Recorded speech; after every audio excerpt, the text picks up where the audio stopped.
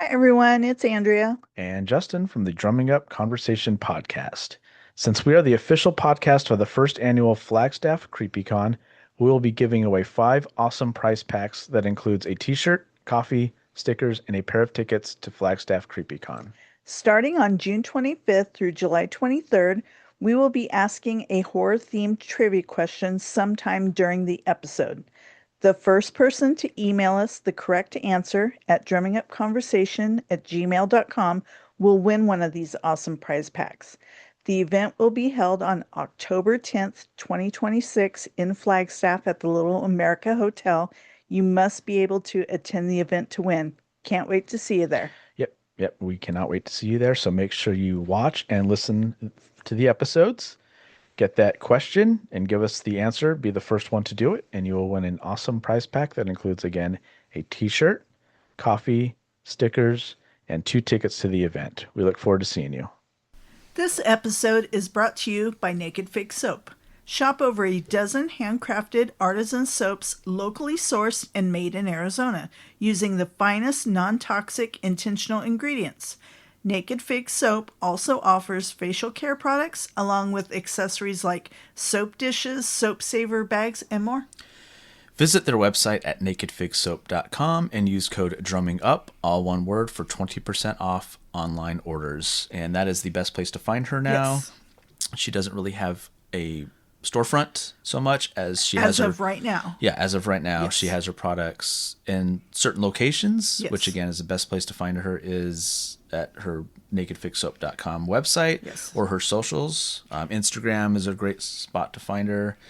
Ask her any questions where she's going to be at like a farmer's market. Yes. You can find all that out. Or But coming up, she's Yeah. moving to bigger and better opportunities. Yes, absolutely. And we're very happy to hear that because, Yes. we just want to She's make one sure of our she's doing favorite, okay. favorite companies. Oh, yeah. Whenever we're getting low, we always place our order. Yes. And again, use that code drumming up, Yes. all one word, to get that 20% off discount. For sure. Nakedfigsoap.com. It'll be in the show notes. We'll have her website. And then the best thing to do is from the website, go find her socials, follow her. That helps her.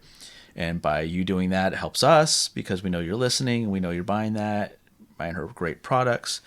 She also offers tattoo care and everything too. Yes, So she does. just a ton of stuff that she does. It's all locally made and everything. So what was that website again? That is nakedfigsoap.com. Using code drumming Drumming up, Up. all one word, for 20% off at checkout. Hi there, this is Julian of Gorad, and you are listening to Drumming Up Conversation. Hell yeah. Drumming up conversation. Drumming up, yeah. Drumming up, yeah. Drumming up, yeah. Conversation.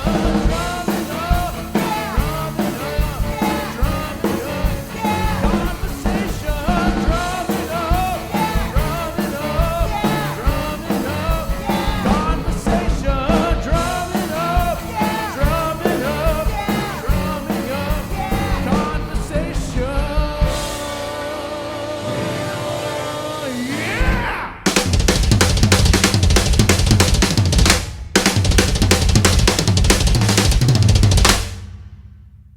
Hey, this is Jeff Bowders, and you are watching the Drumming Up Conversation podcast. Hello and welcome to Drumming Up Conversation. I'm Justin Wood. I'm Andrea Wood.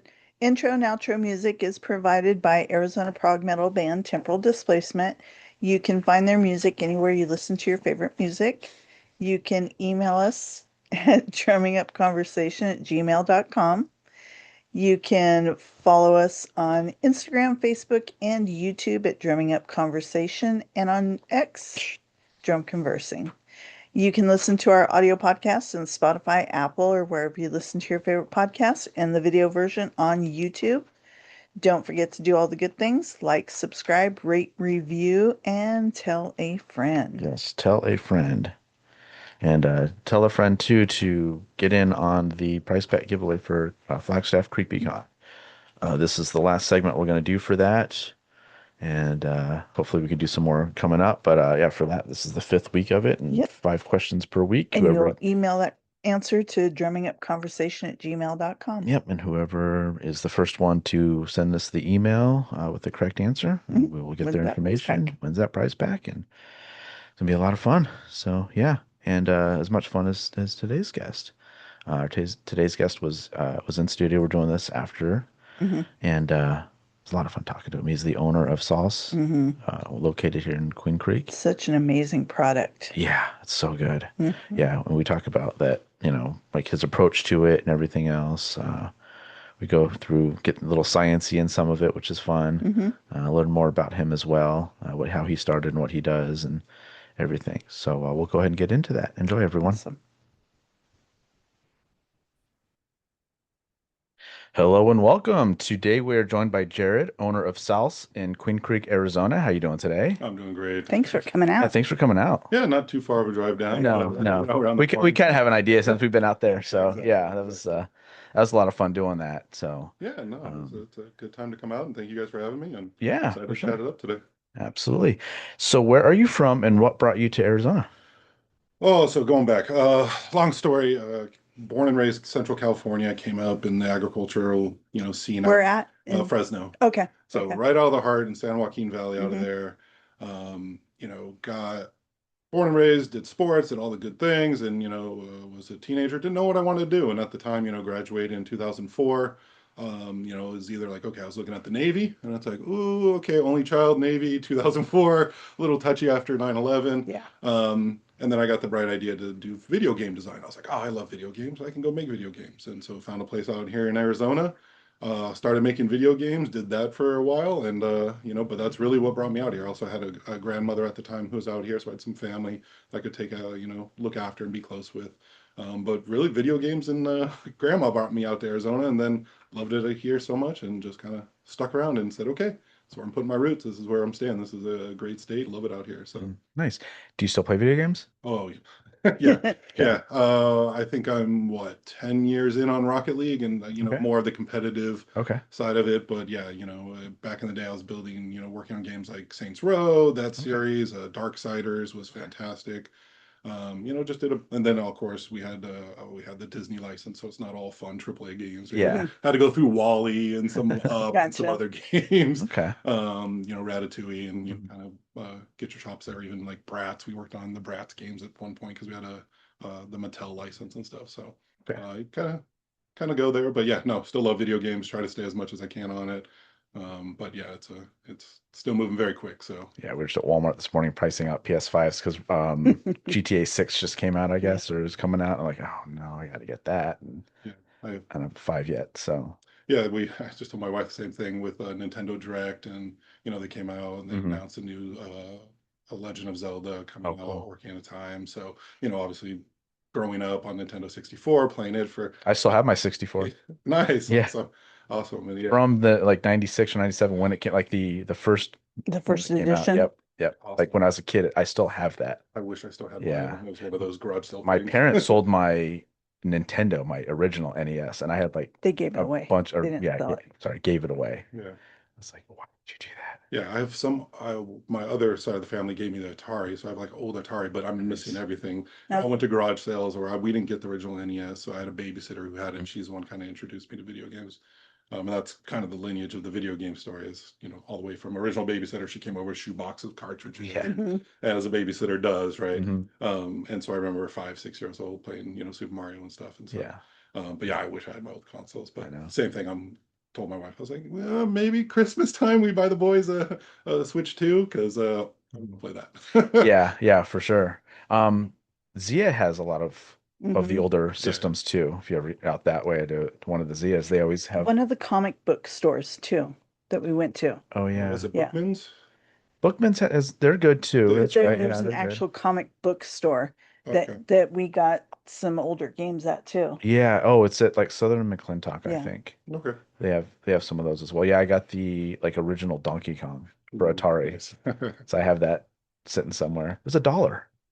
I was Hmm. like, all right, yeah, I'm buying this. I don't even have the console, but I'm buying this because there's a chance this is going to be worth something Exactly. someday. So, Yeah, have you guys gone to the Universal and seen the Mario Land and done all that yet and mm-mm. checked it out? Okay. Mm-mm. Yeah, just gotta. We haven't been to Universal since we were living in California. It's the same. Yeah, Got yeah.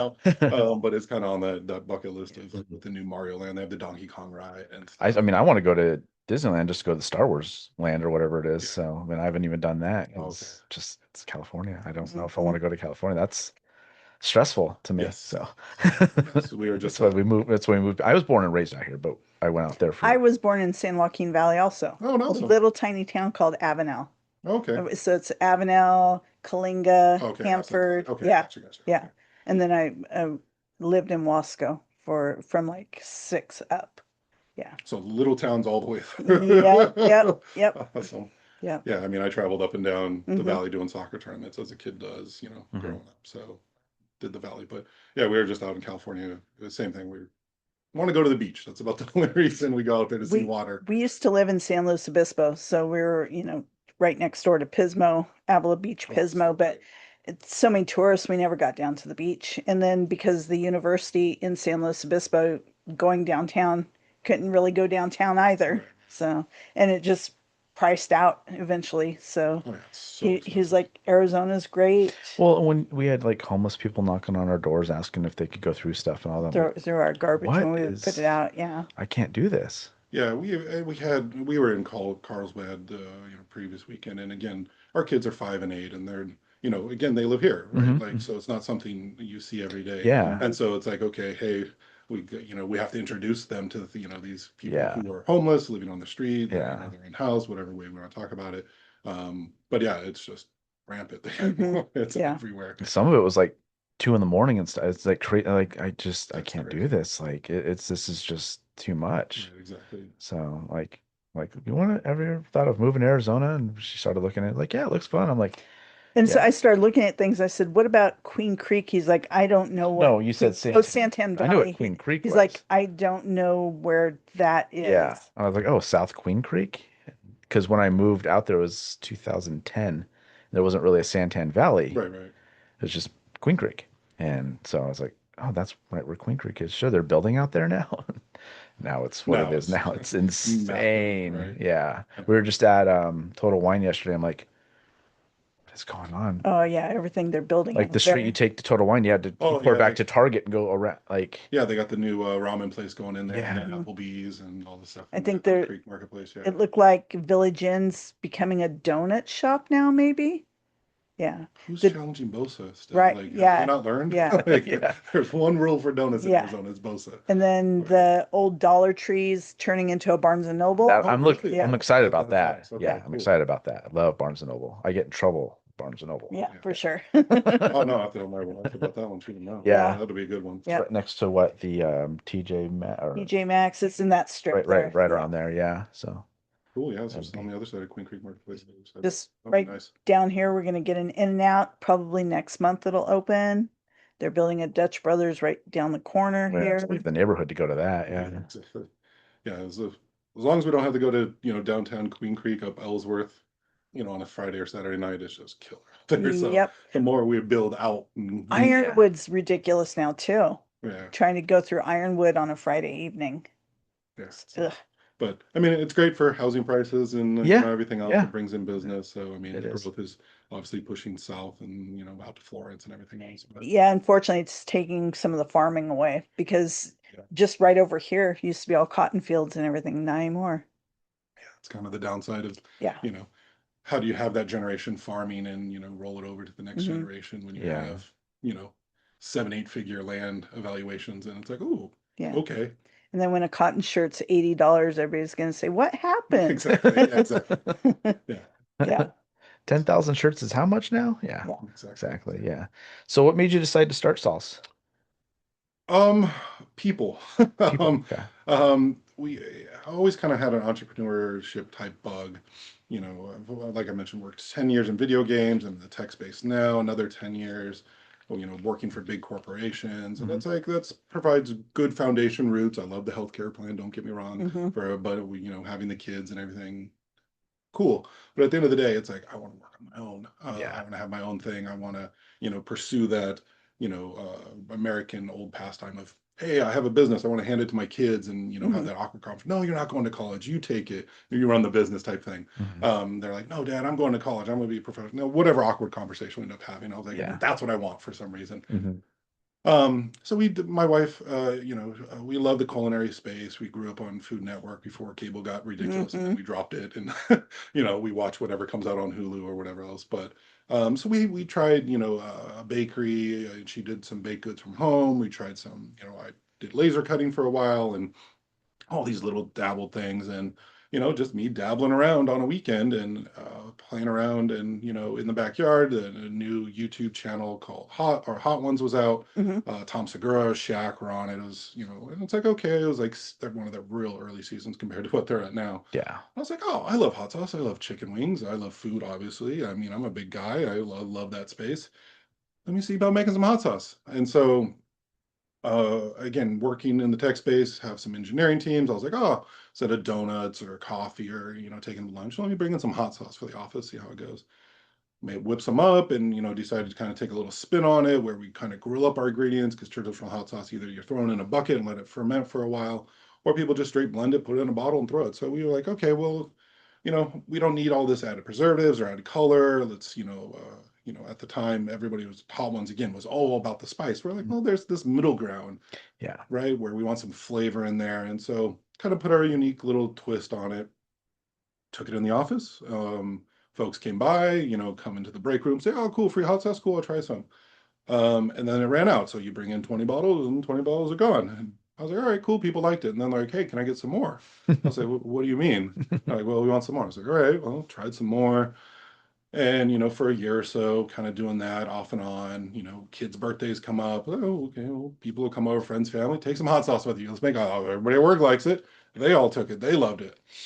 And then we hit a little thing called COVID.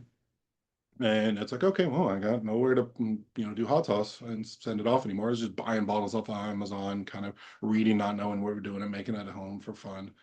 But then as we're at home for COVID, people started calling and saying, hey, I need more hot sauce. And I'm like, well, really now, what do you want me to do? We're in COVID. I'm not supposed to leave my house. So yeah, that was kind of the start of it, was just kind of a backyard playing around for work, and people liked it. And then we kind of scaled it up from there. So that's kind of the origin story. Didn't really want, or I'd say, hey, oh, well, we should make hot sauce. I've got a great idea. Nope. It just kind of dabbled around, played with it, and, had fun with it. I enjoyed it. And, I think that's what's come through a lot, is just, we like doing it, Mhm. find something we love doing. And, it's not a chore. It's not a job. It's just like doing it. Yeah. And so we just kept on. And, here we are today. So, Very cool. but there's a lot in between, Oh, obviously, yeah. that Yeah. over the last 4 years or so. So, Yeah. Nice. So was it just a lot of trial and error? Like this goes with this? yeah, yeah, a lot of trial and error. The first sauce we did was a pineapple jalapeno. Mm-hmm. Nice green sauce, medium of the Mm-hmm. road. We're like, all right, cool. And then yeah, we tested it with our neighbors, took it out through the neighborhood here in Queen Creek, and just said, hey, went on Facebook, as one does with all of its neighbors, and said, Mm-hmm. hey, who wants free hot sauce? All you have to do is fill out this Google survey, check it out, right? What do you think? Everybody's like, cool. And so I just went around the neighborhood delivering, people filled out surveys. And again, kind of found out, hey, yeah, it's a little thick, and so we're like, all right, let's thin it out, because we started, more as a chips and salsa, as a thicker hot sauce, and to get it in the space, we had to not make it as thick as we had. It was, when you get it out of the refrigerator and it's like ketchup and you can't get it out of the bottle, it Yeah. wasn't ideal. Yeah. So we had some usability tweaks we had to make real early on, but the flavor and the taste and the spice, everybody loved right out of the gate. So no recipe really tweaks. It was just kind of usability and label and design after that point, and then really deciding what bottle, shape, color. You have all those choices when you get in there. So just worked it through the neighborhood, and then after the neighborhood, we had to find a place to make it. And that was kind of its own journey in a commercial kitchen, because at the time, the laws have changed now, but at the time you had to make hot sauce in a commercial kitchen, and so you had to be certified, have specific equipment, your 3-compartment hand wash, your hand wash stations, all these things. And so we had to find a kitchen we could do that at. And luckily at the time, there was a company called BLT Kitchens, and they basically are buying up, the old country buffets or other things, and they flipped them into ghost kitchens at the time. And, where food trucks and everybody else basically could just have a hub of where they can make food. Mm-hmm. And then, delivery drivers for DoorDash or whatever, just go to this one area and you got 10 different food trucks in one building. And so that again kind of grew out of COVID. But yeah, they built one off Power in the 60 right there at the mall. And we're like, okay, it's not too far from here. It's a Yeah. decent drive, Yeah. still 20, 30 minutes. But that was kind of our first venture, started renting a kitchen from there. Said, okay, we'll sign a year, try it for a year, throw a little bit of money at it. And if it grows, it grows. If it doesn't, we tried, right? And it grew. Yeah. Yeah. Yeah. So we're in like, I think phase 3 of that growth journey of moving through stuff. So Cool. And where did the name come from? So the origin of being a thicker hot sauce of salsa. So we basically said, okay, well, this is salsa, and we eat it with chips, and that's kind of how we originally made it. But then we made it into a hot sauce. So we took the beginning letters of salsa, SAL, and then the last letters of hot sauce, CE, and said company name. And we just kind of sandwiched them Very cool. together. And then we realized phonetically in the English language, is it salse? Is it salse? And we're like, well, it is what it is for anybody. It doesn't really matter however you pronounce it, as long as As long as you're enjoying it, and you're buying it. I don't care less what you call it, right? So, but yeah, it was literally again just simple-minded and like, oh, it's hot sauce, it's salsa, well, it's sauce. So that's what we came out with. So when you moved out to Queen Creek, the property that you got, which is really beautiful, was it set up already? No, so we moved into that property in 2022. Mhm. So we started Sal's at a different house here in Queen Creek. Okay. We were up in Charleston Estate across from the high school. And that's when we originally moved out into Queen Creek. And so we started there in a kind of our home kitchen. But once we started the hot sauce company, I contacted Maricopa County and said, hey, I don't really want to rent full time. If we know about the shared kitchen, we're kind of on this trajectory. I don't want to rent a commercial space, super expensive, right? Yeah. I can't have a storefront. I'm still working full time at this other gig. So what are my options? Like if I want to have something on my residential property. And so talked to a gentleman, found out like, hey, as long as it's separate from your residential property, and here in Queen Creek and Southeast Valley, we have a lot of RV garages. It's like, all right, cool. And then so I said, okay, if we find an RV garage, can I make that commercial? And they're like, yeah, as long as you meet all the requirements of like having a bathroom attached and the sealed floors and everything that you guys saw. Like it is like a back of house of a restaurant, as long as you do all that, cool, you're good to go. So as the business grew, we ended up moving out of the shared kitchen into a private kitchen. I was still renting, and that was even more expensive, but it solved some of the quality and space and cleanliness as a shared space. Again, everybody's not built the same, so Right. we went to our own little space. We started looking for properties, and that one ended up coming up on our radar in 2022. Had an RV garage, had a separate space. The previous gentleman was kind of microcontrollers, little, soldering boards. And so he had that. He was retired, but he did contract work. And so that was just kind of his electronic space. And so already had a mini split on it. It was already kind of cut off from the rest of the RV garage there.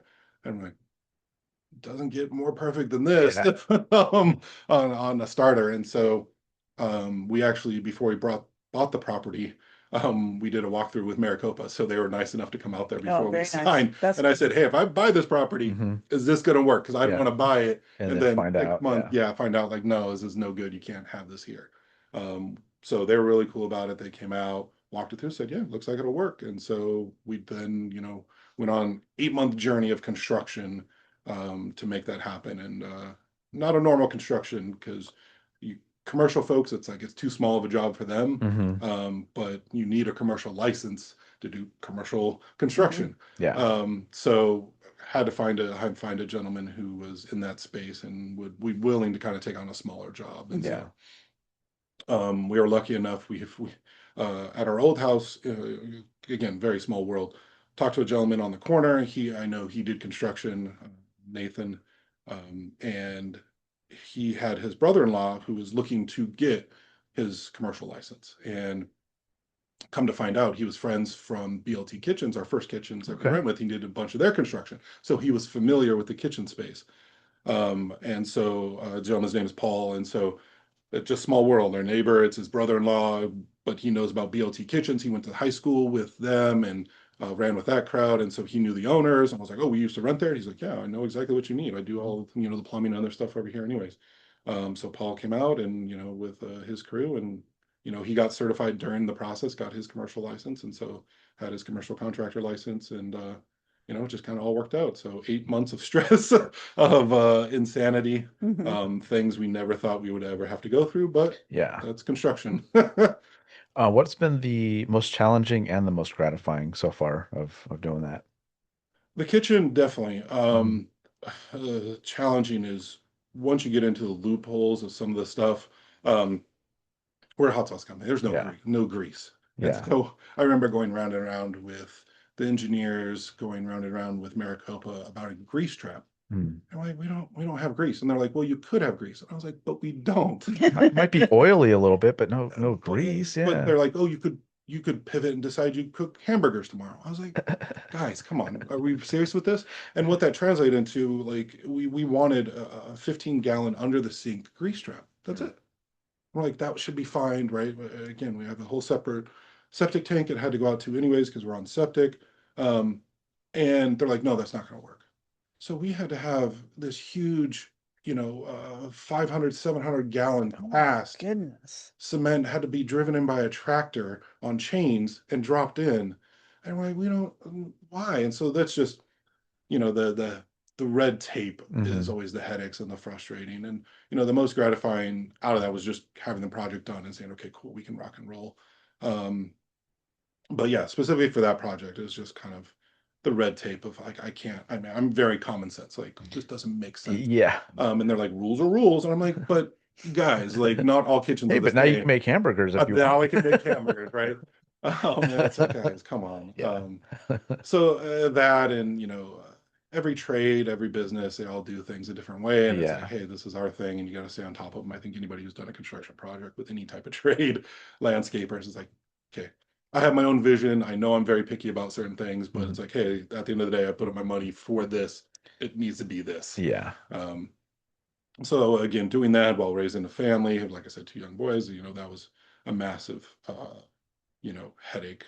But at the end of the day, we got a beautiful kitchen. We're one of, a handful under Maricopa in the county who are on a residential property, but you have a commercial space. So Yeah. we're fortunate and, very thankful to be able to have that. And, now we can just go in our backyard and not have my wife drive to, a shared kitchen at 1 in the morning. Yeah. Because that's what she was doing the first couple of years that run this Wow. business. Jeez. Yeah. Um, I mean, like you guys saw when you came to the kitchen, Yeah. everything's hand Oh, funneled. It's all it's done really by cool. It hand. was gorgeous. Yeah, Yeah. and the viewers will see this too because we're going to put the video on Yeah, yeah. this, and Awesome. audio didn't make sense, but we'll put the video on Sure, YouTube sure. and all that. And that they'll get to see a little bit more of that too, which it was. I mean, the whole thing was just awesome. Just as soon as you walk in, there's all the peppers and all that, and Yeah, yeah. And again, we're just proud to have that and, want to make something of it. And and it was it's cool. it's cool that you don't have to go far, like you said, to do it. It's kind of like me and my drums. Like I just anytime I want to play, I can play. Just They're right rolling, there. right? Like Yeah. it, Yeah, we just talked to someone last night on a group call, and he does music, and he asked Justin, he's like, do you have a capability of recording something and sending it to me? And yeah, absolutely we can. Yeah, because we were talking. He's going to be on later in July, and he's doing this. We're doing this event that we're the official podcast of the Flagstaff CreepyCon, and we've been touching base with a lot of the people that are going to be there, and I guess they're doing the after party. And his band's playing. I was like, hey, if you cool, need a cool. drummer, let me know. And we just Because he's kind of a one-man band type. well, he has a Yeah. yeah. I don't know if his whole band's I'm coming not with him sure. though. And so he's like, yeah. And then we started talking about just recording stuff and doing this and that. I was like, yeah, I can make my stuff's plug and play. I turn the Nice. computer on, turn on the mixer, and I'm good to go. So, Yeah, and it's it's great. And that's kind of like with you. Like you need to do something, you can just go in and just do it. Do You don't it. have yeah, to Yeah. get in your car, drive somewhere, yeah. turn everything It on, removes and a lot of barriers to that passion, right? Like yeah, we get an idea, it's like, cool, let me just flip into the kitchen and, exactly. let me just throw Yeah, some peppers down and see if I can make a, sauce real quick. Okay, I like it. If not, okay. Shelve it, put in the fridge, yeah. walk back across the backyard and, Go do your go thing. sleep on it, right? Yeah, Like, and come exactly. back around. And so again, even with our kids and, my wife doesn't have to, obviously drive, stay away, or one of us has to stay home, watch the kids, they're Mhm. still there. Right? Yeah, And they feel comfortable. We tell them like, hey, we're going in the kitchen, come knock if you need us. So they know where and they know the whole thing. And so yeah. it just works out really, really well. So, That's um, awesome. but yeah, some of the other, outside of the kitchen project, Mhm. one story that I always tell because it just blows my mind. I've been doing this business for 4 years. It just things that come up and, I would have never expected from starting a company like this. And so It was one evening we got tagged in just a video that happens infrequently, and we're like, oh, okay, well, someone was talking about us.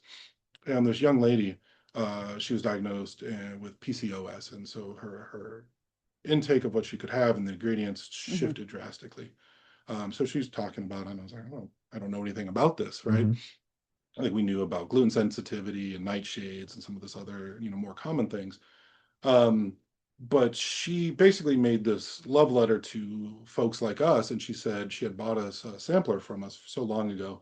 And then she was diagnosed, and so she was clearing out her fridge, and she found one of our watermelon Fresno small sample bottles in the back of the fridge. She's like, "Oh, I forgot about this." Looks up the ingredients. I was like, "This is perfect." And she's like, "There's not a lot of things I could add that have a lot of flavor because it either has added sugar or some of the things she couldn't have." And so she was just so thankful that there was a hot sauce around that she could use. Um, and so it just, my wife and I are just like, someone, diagnosed medically, Hmm. and they're taking their time out to say, hey, we love what you guys have done, because yeah, without it I wouldn't have been able to have something this flavorful, this good, because of my condition. And it just really kind of set in, like, that impact. We have no idea what we're making impacts on people on a daily basis, Mm-hmm. of whether we're producing content, or Yeah. or producing hot sauce, doesn't matter. And that just kind of, like, you just think about hot sauce, like, oh yeah, I'll go to farmers market, oh, people who like spice, and it's like there's this whole other side of it. And that we've hit, and where we've made impact on people's lives more than just flavor and sauce. And it's like, would have never thought about that doing this business. And Yeah. so that just kind of warms the heart on the gratifying side. Mm-hmm. Or we were, one of our farmers market family came by, and a younger kid was interested on the culinary side, and so we're talking about some of our future plans and stuff, and that excited him, and just in the culinary space. And it's like, we can really make kind of that impact, Yeah. locally with youth. And we started going out to some of the commerce group will hit us up and say, hey, we go out, talk to the high school kids, they're graduating here, and just kind of tell them stories, talk to them. And so we started going out to those, and it's like, we're just doing hot sauce, and it's like, but they love hearing about it. Mm-hmm. And so it's just finding those opportunities are super gratifying, just Hmm. to make an impact more than in your meal, we kind Yeah. of say. So um didn't think we'd get there with hot sauce, didn't even think about it that was a possibility. And they just kind of come up every few months. We hear a new story about it, and so it's like, oh my god, I that's amazing, just from our little hot sauce company. So Right. no, Right. we love making. That in just 4 years in too, which is really Yeah. cool. So yeah. Yeah, it's the long game. I mean, 4 years is a long time, but it's not a long time It does. at I the same mean, time. yeah, you probably want to do this forever if you can. Oh, So absolutely. Is this full time now for you Mm. and your wife? No.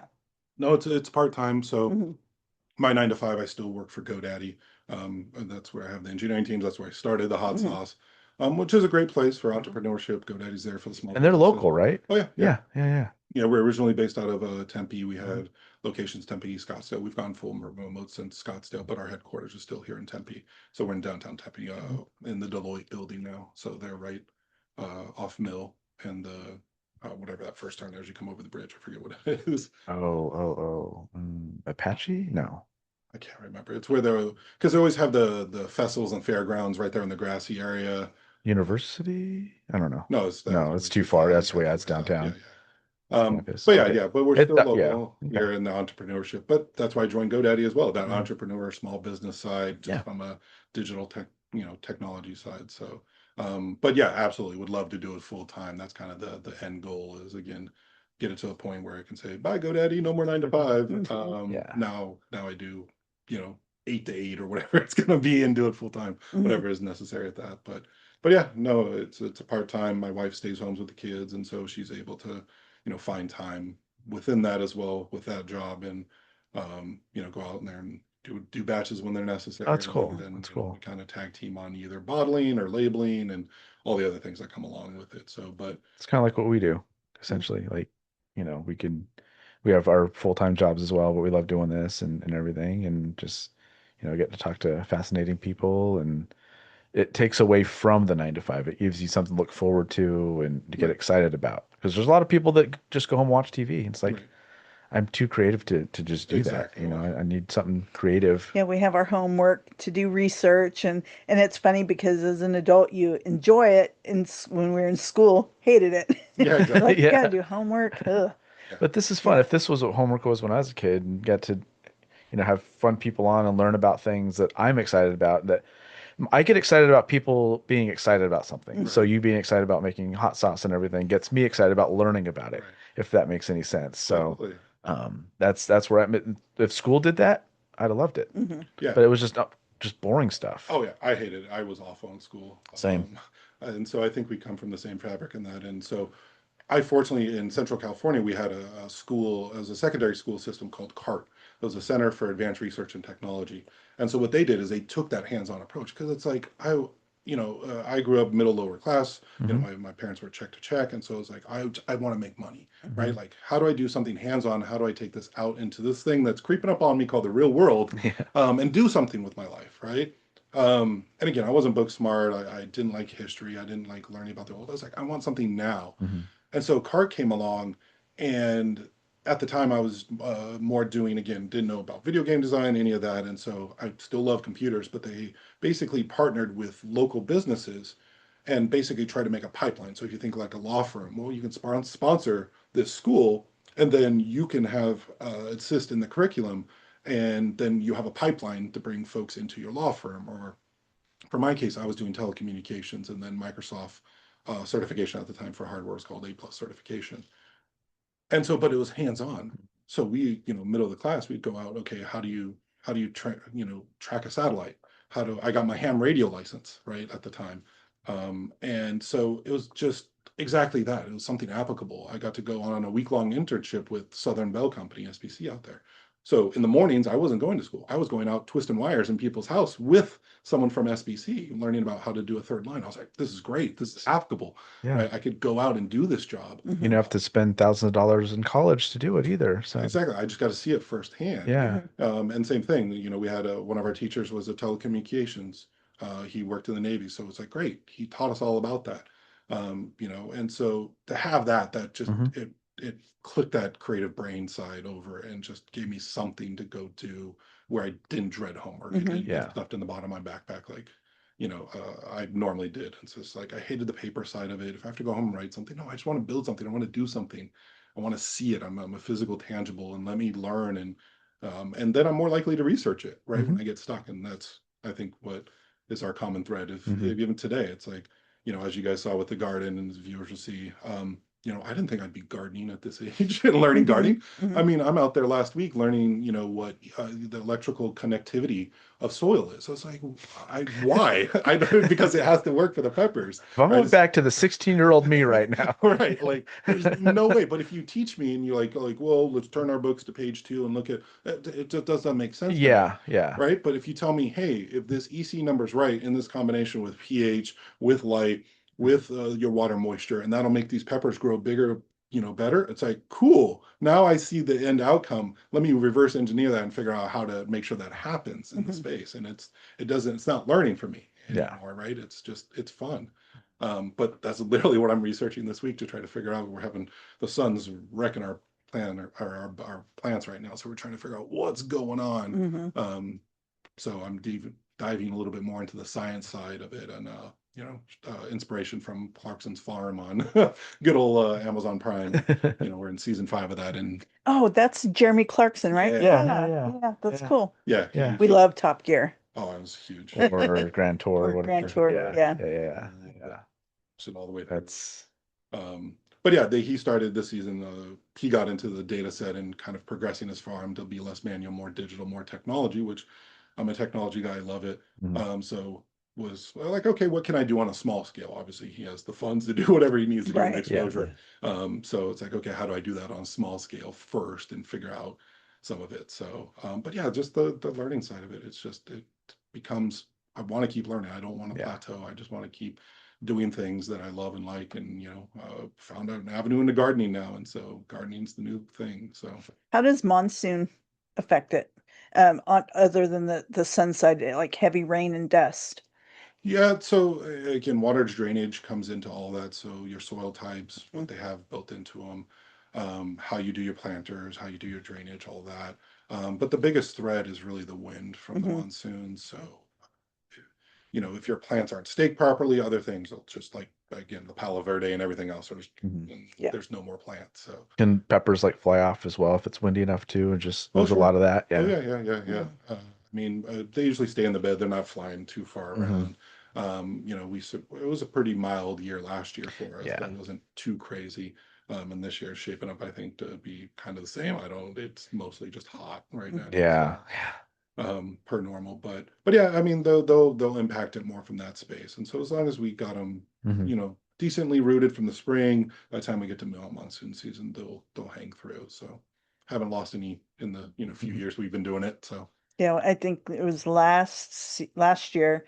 Our daughter had a fig tree, and we had a high wind. And then the next day, she went out to the backyard. She's like, "My fig tree's gone. yeah, We have no idea where it went, but it's gone." yeah. Yeah. I mean some of those again, you get those microbursts, and it's just wicked, right? Mhm. As Yeah. we all know, living here, but. Yeah, so knock on wood, it doesn't hit us too hard, but if it does, you roll with the punches, and if it wipes out some plants, it wipes out some Yeah. plants. You live by Mother Nature, you die by Mother Nature. So it's kind of the name of the game. We'll do everything we can, but for now, yeah, they're hanging out. They're not doing too bad, Mhm. like I said. So Which peppers did you originally start with? the first is the pineapple jalapeno. So we started with that. Okay. That was kind of the origin story, the OG, as call it, That and one's then good. yeah, We had that then at the Divine thing, which we'll talk about yeah, later yeah. in this, but yeah. Yeah, it was solid green sauce, middle of Hmm. the road. Again, we knew we wanted to focus on the peppers. Hmm. No fancy names on all of our hot sauces. And then, She's fine. what you know? Ganache. She's pretty good about just having her toys. So. Yeah. I don't know Oh if it's no, her toy no, I or think it's her nail. Don't yeah. don't chew on her nail, No baby. Yeah, nails. no nails. No nail, sweetie. Um, and so being a hot sauce company, okay, well, we have a medium. We started with that, and it's like, okay, let's jump up a little bit spicier. And the habanero had been coming up in popularity, so let's play with the habanero. And so started with the habanero, and that has absolutely grown as the number one favorite. And it's on the hotter end for the peppers that we deal with. And we got some more ideas and more sauces we want to do with the habanero. It's just a lovely pepper. But yeah, went from the jalapeno to the habanero, and then was it Anaheim? I think it was Anaheim. It's like thinking when my kids were born, right? Like I can't fully remember. But we had this concept as we did markets for a while, and folks were, talking to us. They're like, "Yeah, I really don't like spice," and I was like, "Okay, let's see what we can do. A no spice hot sauce," which makes no sense. Why would I have a Right. not Yeah. spicy Right. sauce for hot Right. sauce? Um, but what we found is, one, it's been a barrier to entry, and a lot of times with that sauce, people don't settle on it, but they feel comfortable to move to the next one, and then they leave with a pineapple jalapeno instead. And it's like, okay, so if we have to do that just for at markets and stuff, and Hmm. people just to taste it, where I can say, hey, this is more peppery, vinegary, Yeah. works out a little bit better.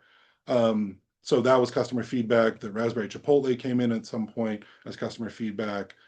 People like, oh, I want a chipotle sauce. I want something more like barbecuey. I was like, all right, cool. And that's what drove the raspberry chipotle.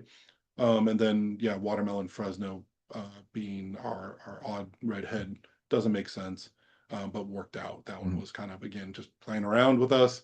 Again, the San Joaquin Valley being from Fresno, the Fresno chili being crossbred out in Mhm. Fresno County. I wanted an homage to home, and red pepper, red fruit, apple's not going to work. So what's watermelon all about? I haven't seen many watermelon hot sauces, if any. Mhm. And we kind of threw that one together, and it's like, oh, kind of works. And then there's this again subset of folks that love it, and it's Mhm. it's its own unique little flavor. So we've kept that one on the lineup.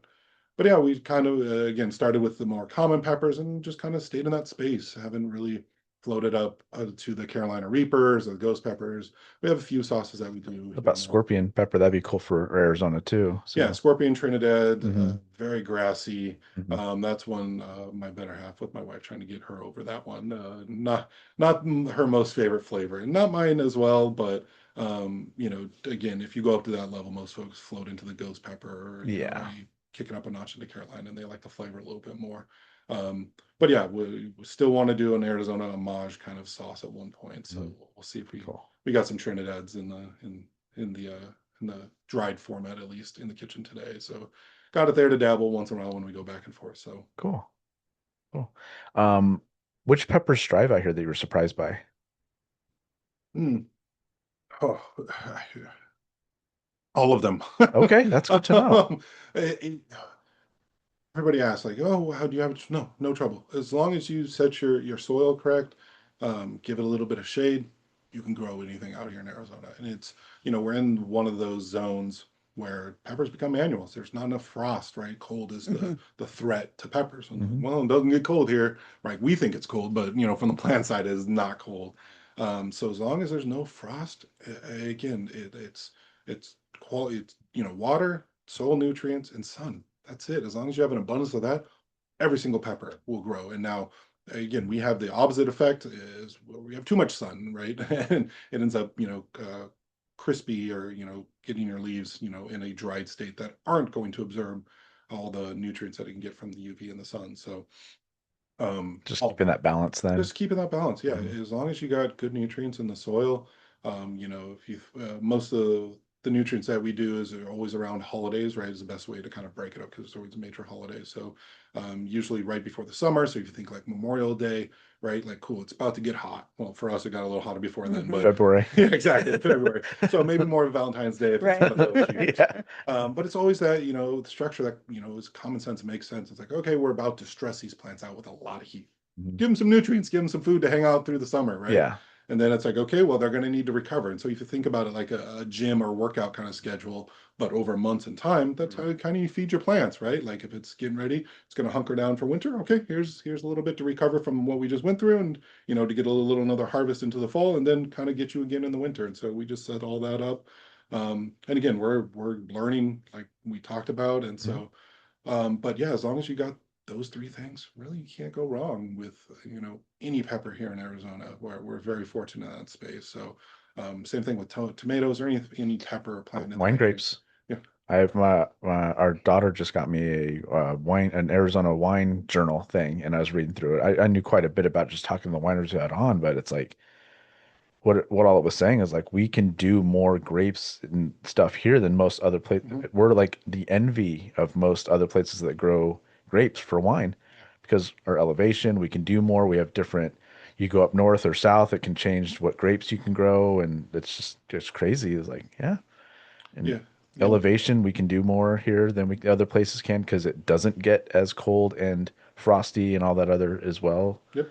So, Yeah, I mean that's a major detraction for most plants. So as long as you can manage the sun, mhm. create, what I'm learning again about microclimates. Again, a new topic for me, but doing companion planting, make sure those grapes have other things around them to, ensure pests stay away. Mhm. Like we use a lot of marigolds or what is it, the lemon balm, chives, other Hmm. things in our planters for that. Um, most things go pretty well. And so my buddy I was talking to who roasted coffee, Mhm. Mhm.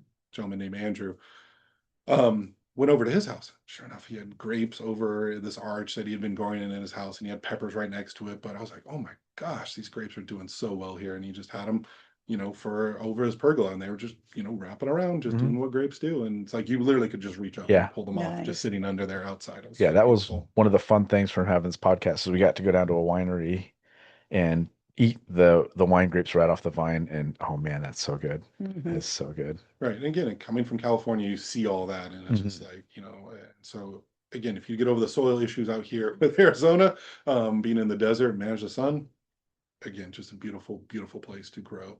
And so again, and that's what I love. Again, I think with Queen Creek is Mhm. that resonation with what's been here with Schnepp Farms, the Olive Mill, Sossaman Farm, all the big guys out here. And I know there's a Mhm. couple other micro farms at 3 acres, and Yeah. but it's just a great place with that mix and blend of Yeah, because it's still new enough that it's been a farming community. It wasn't like a farming community 30 years ago. It was maybe 10 or 15 years ago, right. still a farming community, and still is really with Snep and all that. Yep, So, and to see those roots mhm. not hopefully get overrun and it becomes identity. I love that the town has come up with, this term agritainment, Hmm. and that's what they're kind of wanting Queen Creek to be, is that Yeah. agritainment, not lose it.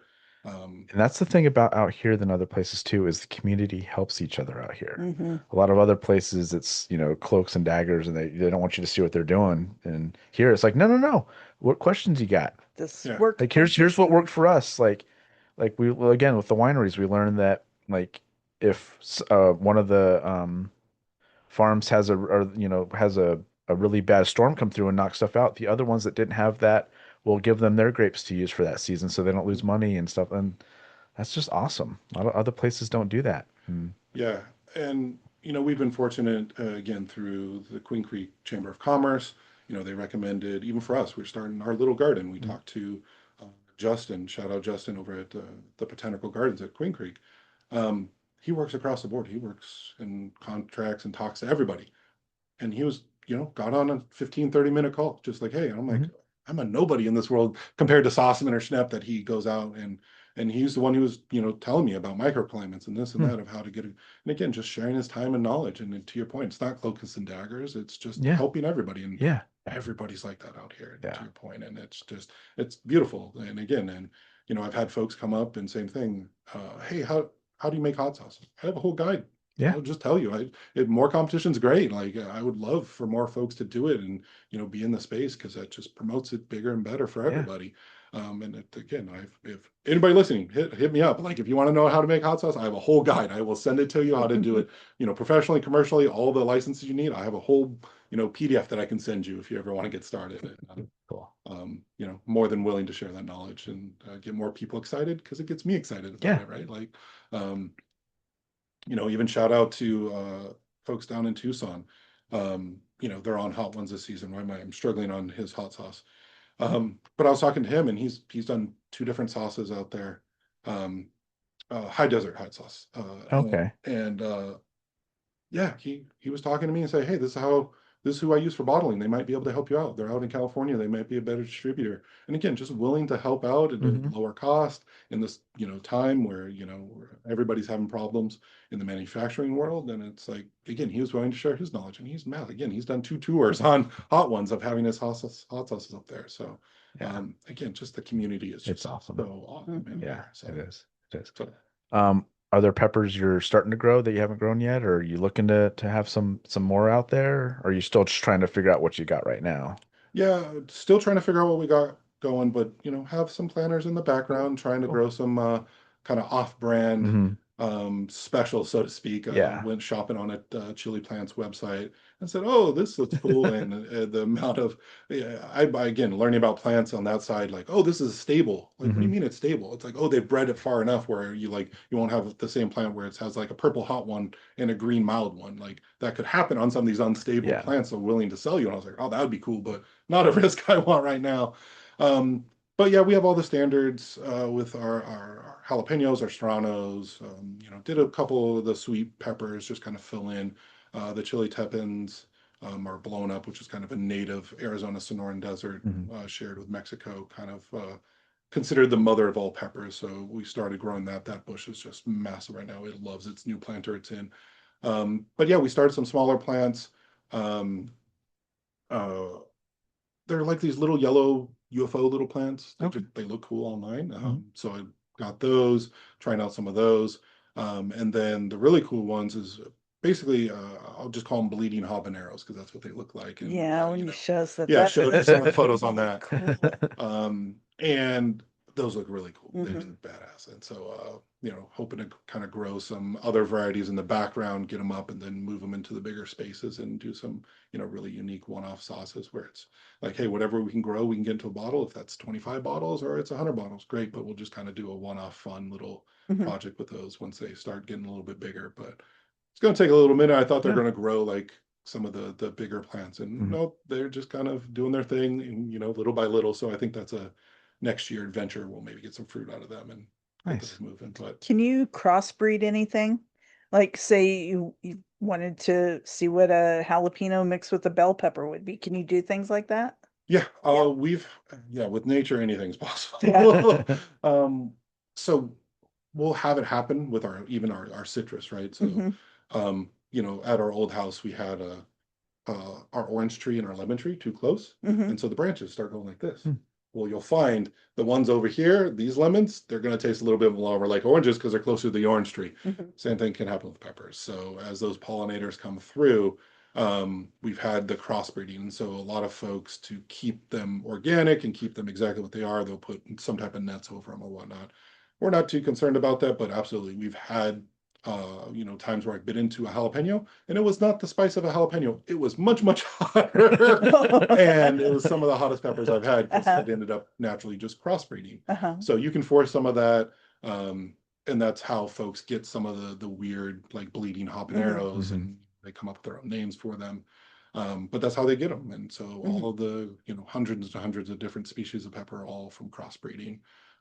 So but if you're out there in your own garden, you're listening, yeah, double check, make sure you have some separation, or your habaneros might taste like jalapenos, or your jalapenos might start tasting like ghost peppers, and that might catch you off a guard there if you're not too prepared for that. So you can thank the bees and the pollen for that one. Yeah. So, but always a fun experience. So I think that's kind of down the road.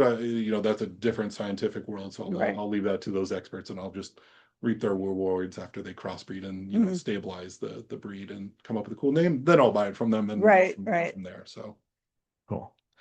And I guess we can get a little sciencey now if you want to explain the Scoville skill to us. oh, Scoville, one of my favorite topics. What a great marketing term the Scoville is. So Scoville units, or Scoville heat units, right? Good old Wilbur Scoville, if my history is correct. Um, We need to basically, bring back Wilbur, by the way. That's a yeah, good name. solid name, right? Yeah. Like, um, and good old Wilbur came up with this idea.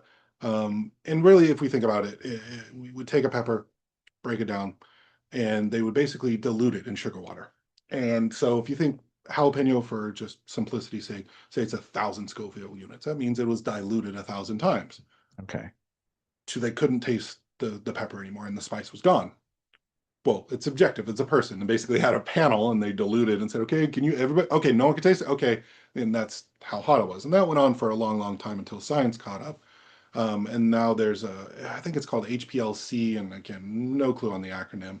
But they have this high pressure, that's the part of the acronym I know, um, where they can take the capsaicin out of liquids or peppers or whatever, and they have a machine that basically measures the capsaicin in it, and then they re-engineer that format or formula against the good old Scoville, and that kind of kicks out a number. And so the thing with Scoville out there is again very much marketing, and I love it because get hot ones saying, "Oh yeah, you're having a hot sauce that's 1,000,000 Scoville units." Well, 1,000,000 Scoville units is like, okay, let's say a ghost pepper is in that range. Mm. That means it's just mashed up ghost pepper, and that's it. That's all in there. And it's like, well, no, there's vinegar, there's water, there's Yeah. other ingredients, so it's diluted down, but we use that as a marketing term. So the hot sauce itself isn't necessarily what folks say it is when they promote Scoville. It's just like, oh, I had 1,000,000 Scoville unit hot sauce, and it's like, well, Could be yeah, 100,000. could be more likely 100,000, Yeah. right, of where you're going to be at. So it's this wishy-washy kind of science, but I haven't gone too far into it. But when you talk about the hottest peppers in the world, and they know the formula, they know the Mhm. tools, so can they engineer a pepper basically to get the highest score on that test? And it's like that's kind of what they're aiming for, and it's not Mhm. about necessary flavor. It's just how can I get the Yeah. highest score so I have the title of Guinness and I get all the promotion and yada yada. So that is a very sciencey world. There's a Mhm. whole group um, who deals in all that. It's a very niche group, obviously. Yeah. And I've learned as little as I need just to be able to stick to it and kind of move on, because Gotcha. Yeah. it's not like all of our sauces, like they'll range from like 300 to like 1,500. Like our hottest sauces are in the 1,500, range when it comes to Scoville units. But if I promote that, people are like 1,500, like I just had one that was 500,000 last night. But if you taste them, they're going to be nearly close in Yeah. their And yours has intensity. flavor, which I really appreciate. Like Right. yours are awesome. The four we got are amazing. Thank you, Yeah, thank you. yeah, they're really good because you taste them. It's not you're not going for like, oh, let's burn your tongue and make you not be able to taste for the next 3 days. Exactly. It's not it. It's to enhance something you're eating, not to mask it. Right, So, and that's again taking that culinary angle. And, Mhm. growing up in California, I worked in a dishwasher in restaurants, and just love the culinary aspect of it. I got the new season of The Bear at some point. Again, talking about watching TV, The Mhm. Bear, the final season is on FX. That's been a we need culinary. to start that one. We haven't Yeah. started it yet. Yeah, got turned on to that one from a friend, Minnie. I know. Thank you for that. It's a great show. Um, so it's in its final season. But again, Food Network, we Mhm. watch anything with, Gordon Ramsay on it, basically, that he puts through. Just love the culinary space. And Mhm. so, Other than maybe wrestling, we watch cooking or Jeopardy the most. So Mhm. Guy Fieri or Bobby Bobby Flay Flay. for sure, our guys. I think Tournament of Champions is the best competition show there is. I don't know if you've watched that one or Mm-mm. not. It's totally blind judgment. Nice. They don't even know whose food they're eating The, until it comes yeah, out. the judges, when once it airs, that's when the judges learn who they Ooh, were judging. beautiful. Yeah. Yeah. Yeah, So that's the way to do what's crazy is one of the chefs has won the championship twice, it. which that says they're really good Right, right. to have that kind of judging and you win the championship twice. But it's just amazing. It's my favorite one again because of how it's judged. They're not standing in front of you. You don't know whose food you're eating. Right. You're just judging it on the food and presentation itself. You don't know anything else about anything. Yeah, that's the way it should be, right? Like, Yeah. I know there's entertainment value and numbers and everything Hmm. else for some of the shows out Yeah. there. But yeah, just pure cooking. Again, it's the old Iron Chef way of doing things, Hmm. right? Like, and loved Iron Chef and watching Hmm. that show. And Yeah.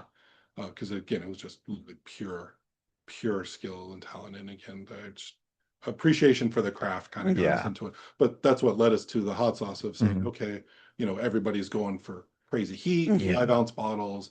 And it's like, okay, but is there a gap? Is there a market for a little bit more flavor? And Yeah. you get the spice folks. Oh yeah, there's flavor. And it's like, well, we prioritize flavor over the Hmm. heat. That's kind of secondary to us, for better for worse. But that's Yeah. kind of Oh no, our I niche. the heat's still there.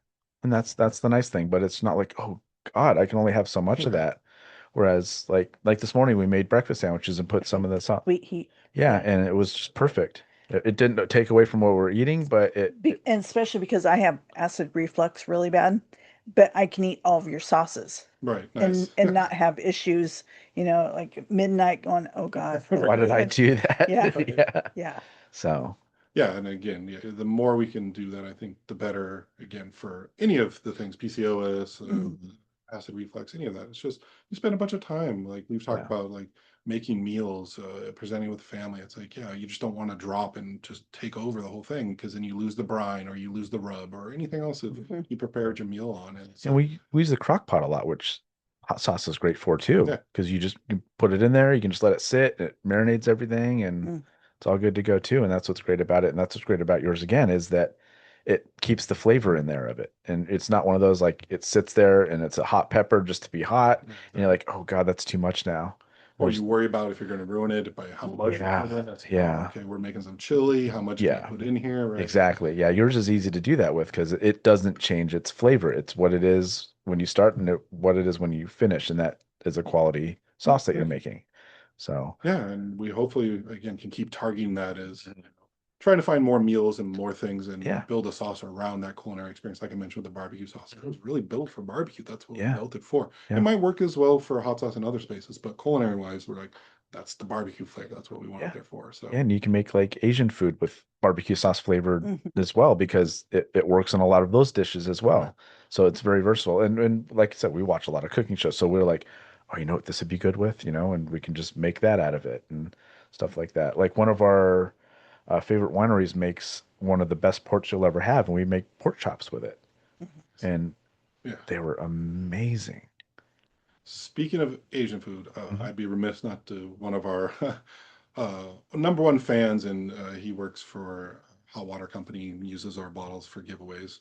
A gentleman named Cake, I'm fortunate to know.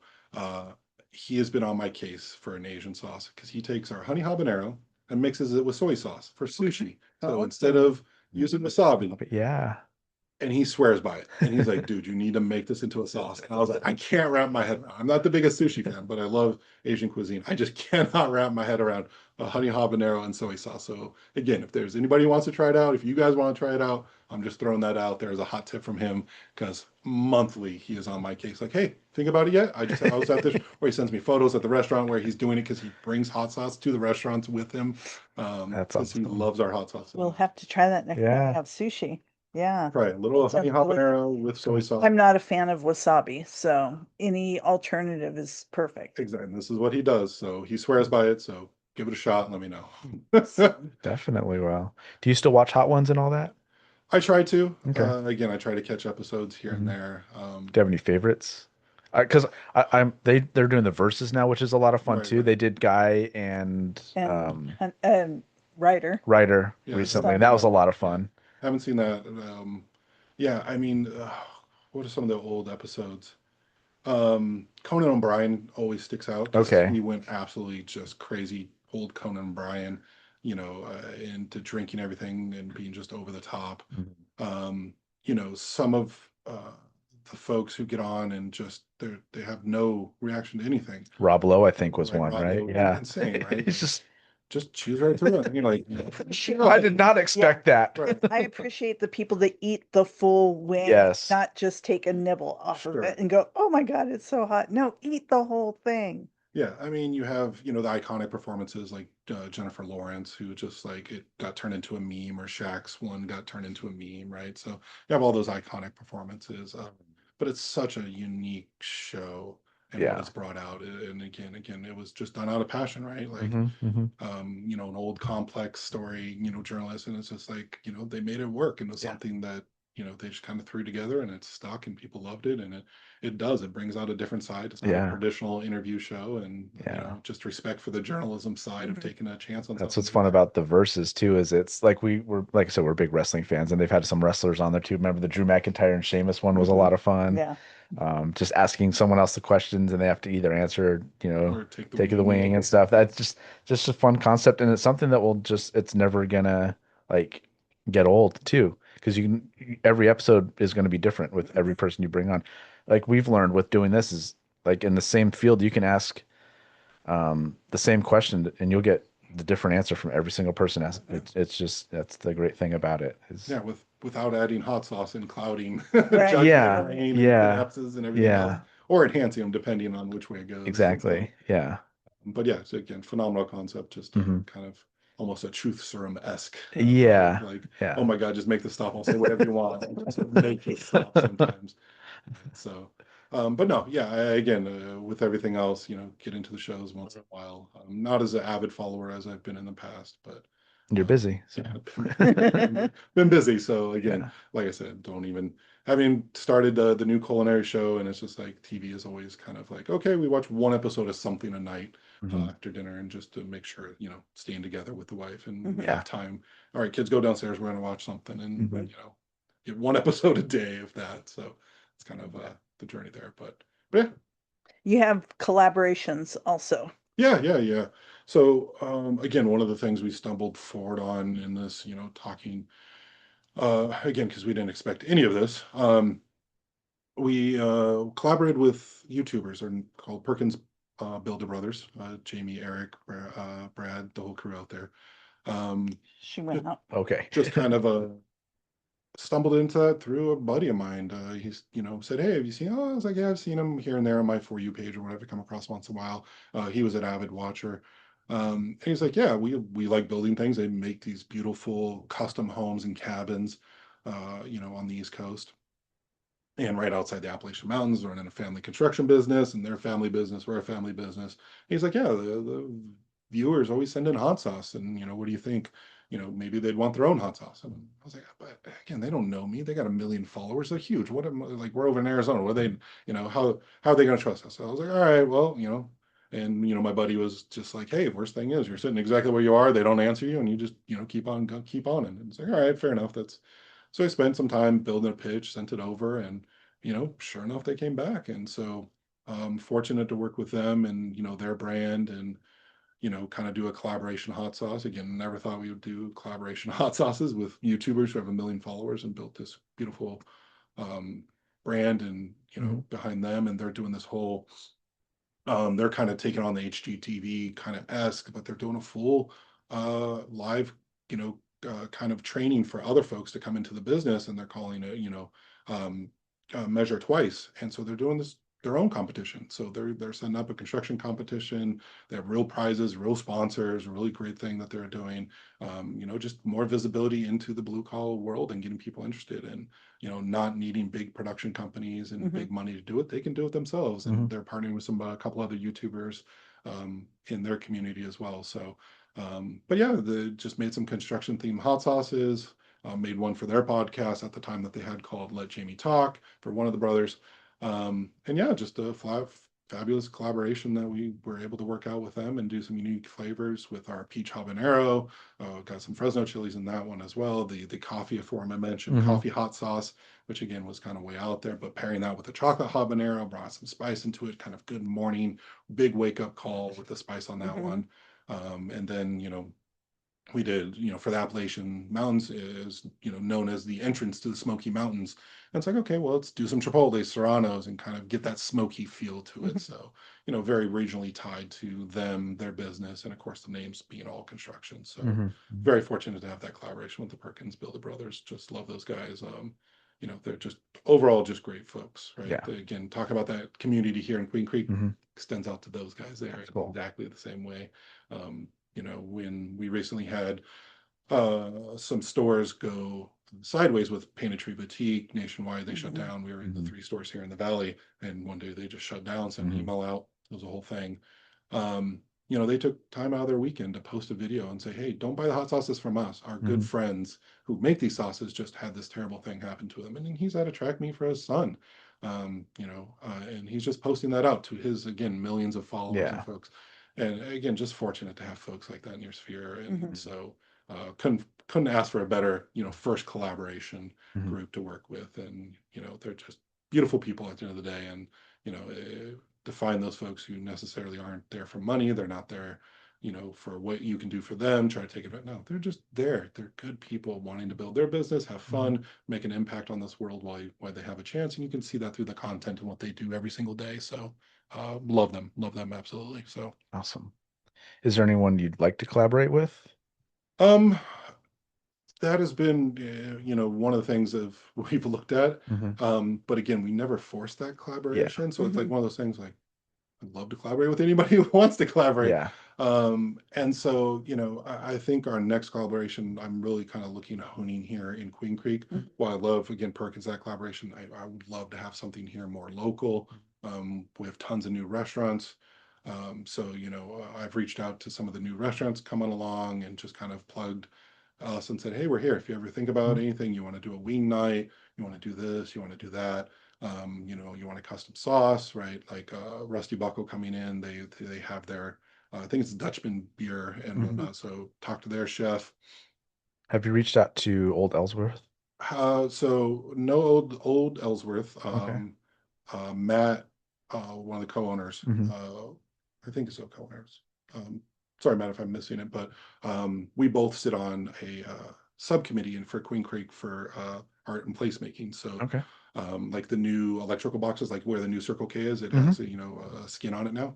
Yeah, we did that. So, so that's part of our group where we're helping bring art and culture, throughout Queen Creek. But we both sit there. So I've talked to him. We've talked about doing events and other things. We love that place. Yeah, because they're all local. I love it. We found out there's a local rum that's made because of them. And oh no, really? Yeah, that's cool. yeah. Everything they have is local. So we love that the wine, the spirits, all that stuff's all local. So right, and obviously they've expanded over to Sacred Pine, and that's just absolutely rocking it for them. So, but yeah, we'd love to partner with a local restaurant, but we also know that's tough because we have our own chef and kitchen, we can make our own sauce, right? Like wait a minute, true. And so whether it's Caldwell or any of those folks, like reach out, talk to Switch Brews as well. They do some wing nights. They have obviously a little more focus on their craft coffee and craft beer that they do all day. Shout out to Brendan out there. So I've talked to him and he's interested in kind of a very local sauce, tied to Arizona and doing something there. So that's an idea we've kicked around. But I would love just kind of a local sponsorship and partnership opportunity. Just again, being from Queen Creek for Queen Creek, kind of sauce. So really cool. We'll just keep putting out feelers, and if one lands, it lands. If it doesn't, exactly, we'll hear. Someone will hear about us. We get that. Right. We still have more invitations that have never been answered than have, or any of that. So we get it. Same thing on doing this kind of a thing too. Is we're always reaching out and wanting to talk to people, and so we totally understand that.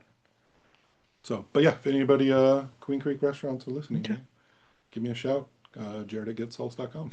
Come by, make something fun, unique, and or if you're a local business as well. I've gone to a couple of commerce meetings and told folks like, hey, you want some new swag? You want a little bit different giveaway? You tired of handing out pencils or squish balls or other things? Yeah, let's do some hot sauce. Let's do something fun, right? Exactly.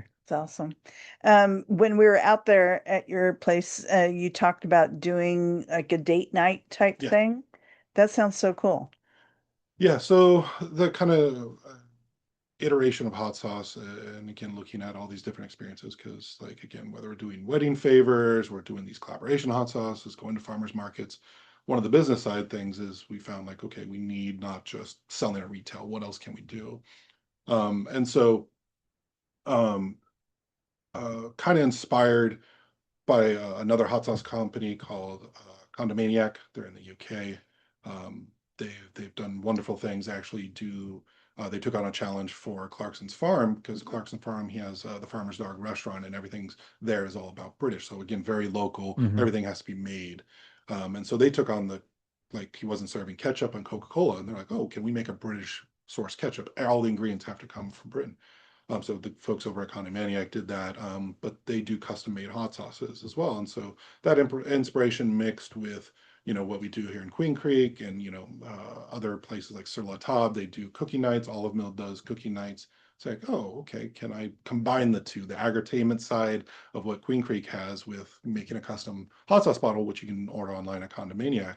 I was like, can I marry those two? And so came up with this idea to say, okay, let's invite folks, come in. We have the kitchen already there. It's like, okay, well, we just need a bigger garden. Let's get garden peppers, and allow folks to come in, pick some peppers, and then kind of go in the kitchen and turn that into a hot sauce, and then have some other local ingredients, or local drinks or other things, and just make a fun little date night out of it. And so we've been working on that, expanding the garden, getting the kitchen ready, getting everything else, from a marketing standpoint, execution standpoint, to be able to make that happen. Hopefully starting here in the fall, we'll come out with that. And You weren't so, gonna do it in the middle of July.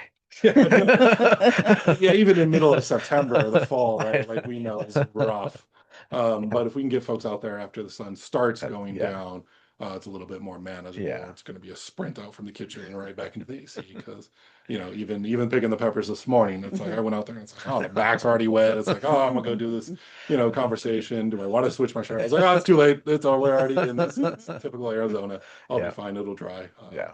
But yeah, being out there now is just obviously very, very rough. But yeah, we want to again just invite people over, and have 2 to 3 That's couples. something that we're really super excited about, and we've told other people about it. They're excited about Yeah. it too. Other couples. Yeah. So everybody's looking for something else. Well, one of them works at Divine, so Yeah. Oh, yeah. beautiful. Yeah. Yeah. Awesome. They're like, oh, let us know. Like, okay, yeah, for sure. We'll just go do that. So Right. And again, want to be able to set it up with at Divine or other places, like, here, sell a gift certificate, Mhm. right? And then, that'll bring folks out as well. So not only selling that, but offer that out, give it away. I know Divine does obviously their wine tasting. That's where we met, Mhm. and do them as giveaways and other things. And it's just an experience to bring folks in and get closer to behind the scenes and everything we're passionate about, what we're talking about here today, but I can show you all of it, Yeah. right? Give you the hands-on experience Exactly. tour of it all. And, again, pique that interest where I get excited about it, you get excited Mhm. about it. And now we can be excited about it together when we're looking at the pepper, like, yeah, that's the pepper that we're Yeah. in here that you're eating now, right? Exactly. Yeah. And you can tell people that later on, and so, that's just a fun concept. And, my wife thought I was crazy, and you're going to invite people into our backyard to do what? You could turn it into all kinds of things: birthday parties, anniversary parties, bachelor parties, bachelorette parties. Yeah. Yeah, so we have some folks. We started The Bachelor and Bachelorette could get him in a little trouble though. So If it's on the more tame side. I'm kidding. I'm just having a little fun. Yeah. So. Yeah, The wife's like, wait, what? well, exactly. That's a whole nother- Bachelor? No. Right, exactly. And I'm like, it'll be in the kitchen. No, no, no. Yeah, and so we started working the wedding scene recently. We had great success with one we did, and again, nothing we thought about. Like, oh, people would want this for wedding favors. Mhm. I was like, don't we just do candles or something else? Right. That'd be wild. So again, just kind of stumbling through these things, we ended up doing a corporate event, met some folks, and then her side hustle, she does a lot of marketing. So Megan, helped us, and it was our first marketing endeavor where we put marketing dollars. She built out this great marketing plan to target weddings as wedding favors, and so we ran that towards the end of the year, early this year. And so we literally just shipped our first batch, or our second batch of wedding favors to New York last week, which was great. But we ran into a bunch of local folks. So on the fly, my idea was just like that. I was like, oh, you're local? oh, come to the kitchen. You want to see and be a part of the process of making your wedding favors for you and your fiance? They're like, oh, yeah, this would be great. And so bringing them in and, kind of enhancing that experience. So not only do you get to get these wedding favors, but you get to come along with the journey if you want and Have see you it. been out to Windmill Winery? Heard about it, have not gone out Okay, to it. that's But, a big wedding place. yeah. Might be worth checking out to get your stuff there too. Yeah. Because they have their own winery and they sell a lot of local stuff as well. We So have the restaurant too. it's Yeah, gorgeous. Yeah, it's 'cause so I- pretty out there. Because I think they do they do certain nights where they bring Mhm. everybody out and then Mhm. they show the whole facility. I think what I was looking at. Yeah. So it's one of those like I've done the minimal amount of research. That's like okay, now I need to find the wedding Yeah. contact person who's the director because they usually Yeah. have like a wedding director person. Say hey, how do I get on your preferred vendor list or whatever it is? Yeah. And, get them some Definitely samples worth and reaching out, especially doing that now that you have some weddings and stuff that you've done. Exactly. You can go, hey, we've already done these and Exactly. had success, so That's kind of the we'll plan. put in the door. Yeah, So- they would be definitely one to check out, and they're pretty local. They're not far. I think it's a half an hour, right? It's If Florence, that, yeah. so yeah, about what it takes to get up to the 24 yeah, anyway. and it's a nicer drive than Exactly. going other places around here. So No, But yeah, you get out there and you're like, wow, this is Florence. It's just beautiful out there. It's so yeah, beautiful. Their whole facility is just gorgeous, and the wine tasting Tasting rooms is really pretty. really pretty. Yeah, Yeah. it's really cool. yeah, those are the nice elevated places. Again, like hot sauce is considered common table things, and it's like cool. I think we've hit this niche in the corporate space and where it's elevated a little bit more. And our branding certainly helps with some of that. Being a little more neutral branding, nothing crazy over the top. And, Yeah. with some of the hot sauces nowadays, right? So, but yeah, would love to, kind of rally that success and get into some local places. That'd be super fun because Yeah. I don't think people think in more common hot sauce and as hot sauce has grown, obviously, might be fun and you get this hot and spicy or with sweet and heat obviously was what we're coming with, but we find that in couples as well evidently. There's a sweet and a heat side. Right. And Yeah, the that- sweet and the heat. Yep, exactly. exactly. And so that tagline works for a lot of folks when it comes to branding for their weddings as well. So yeah, just doing the marketing side. People plan weddings really far in advance. So Yeah. it's not something where you're seeing returns on immediately. And Yeah. it's like, oh yeah, we're getting married in 2027. I was like, oh, well, it's now. What do we want to do? I can't send you a contract. I don't want to lock you down a year in advance. That's Yeah. crazy, right? Yeah. So, but yeah, we have a good handful of folks that we're talking to. So, That's really cool. but yeah, again, just another avenue Mhm. just kind of stumbled into, and luckily folks have reached out to us and helped us. Like I said, Megan, because she was on the corporate side. We were doing our corporate thing for them, sending them some. They were doing an event down in Tucson, and so took them a bunch of sample bottles, and they were loving it. And that she was my point of contact for that. And then she's like, "Hey, I do this on my side. I just got married. Do you ever think about wedding favors?" I was like, we had one group specifically call and ask us. We did it here locally. But yeah, not really. And she's like, yeah, hear me out. And I was like, all right. And it's awesome. So That's cool. That's really cool. again, you don't think about hot sauce in the corporate space, the wedding space, and all these different, niche avenues. And because yeah, all the big guys are too big to take advantage of that. We're small enough, we're local enough that we can be flexible in those spaces and, really do some fun stuff. So That's really cool. And yeah, you mentioned we met at Divine. How did that all come about? so again, just there's a wholesale is kind of as this whole business. How do you get into stores like Divine Gourmet? And someone turned me on to a website called fair.com, and it's just like, put your stuff up there, and then other small local businesses, they don't know how to do wholesale, how to reach out. So it's basically a marketplace, and we pay a fee on transactions, such. And that's where Divine and the majority of our wholesale business has come out of. Oh, nice. I think other than Culture Clash Greek Yogurt and Gilbert, they found us out at the actual Gilbert Farmers Market. But everybody else up on Fair, they found us through there. They put an order in, and I said, "Oh, okay." And then I boxed it up, take it over there, and then they've been great. They came on in January. I think was the first order that Tabitha put through, and Tabby's great. yeah. And again, just then they're like, "Hey, we do these wine tastings. Would you be interested?" Heck yeah, sign me up. I'll go and talk to folks, and it's led to this, and it just keeps leading to more and more things, and it's just like, you can't plan that. Yeah. Yeah, and you had a really good night apparently too. Oh, phenomenal, right? Like nearly cleared the shelves for them. Now there's another one this coming week. Are you going to be set up for that one? No? Nope. Again, I think they rotate Yeah, I between think different so. vendors Yeah. and stuff. So, Mm. but yeah, they said, hey, we'll bring you back for another one when Yeah. it's rotation time. I said, sure, just I will drop everything. I will be there.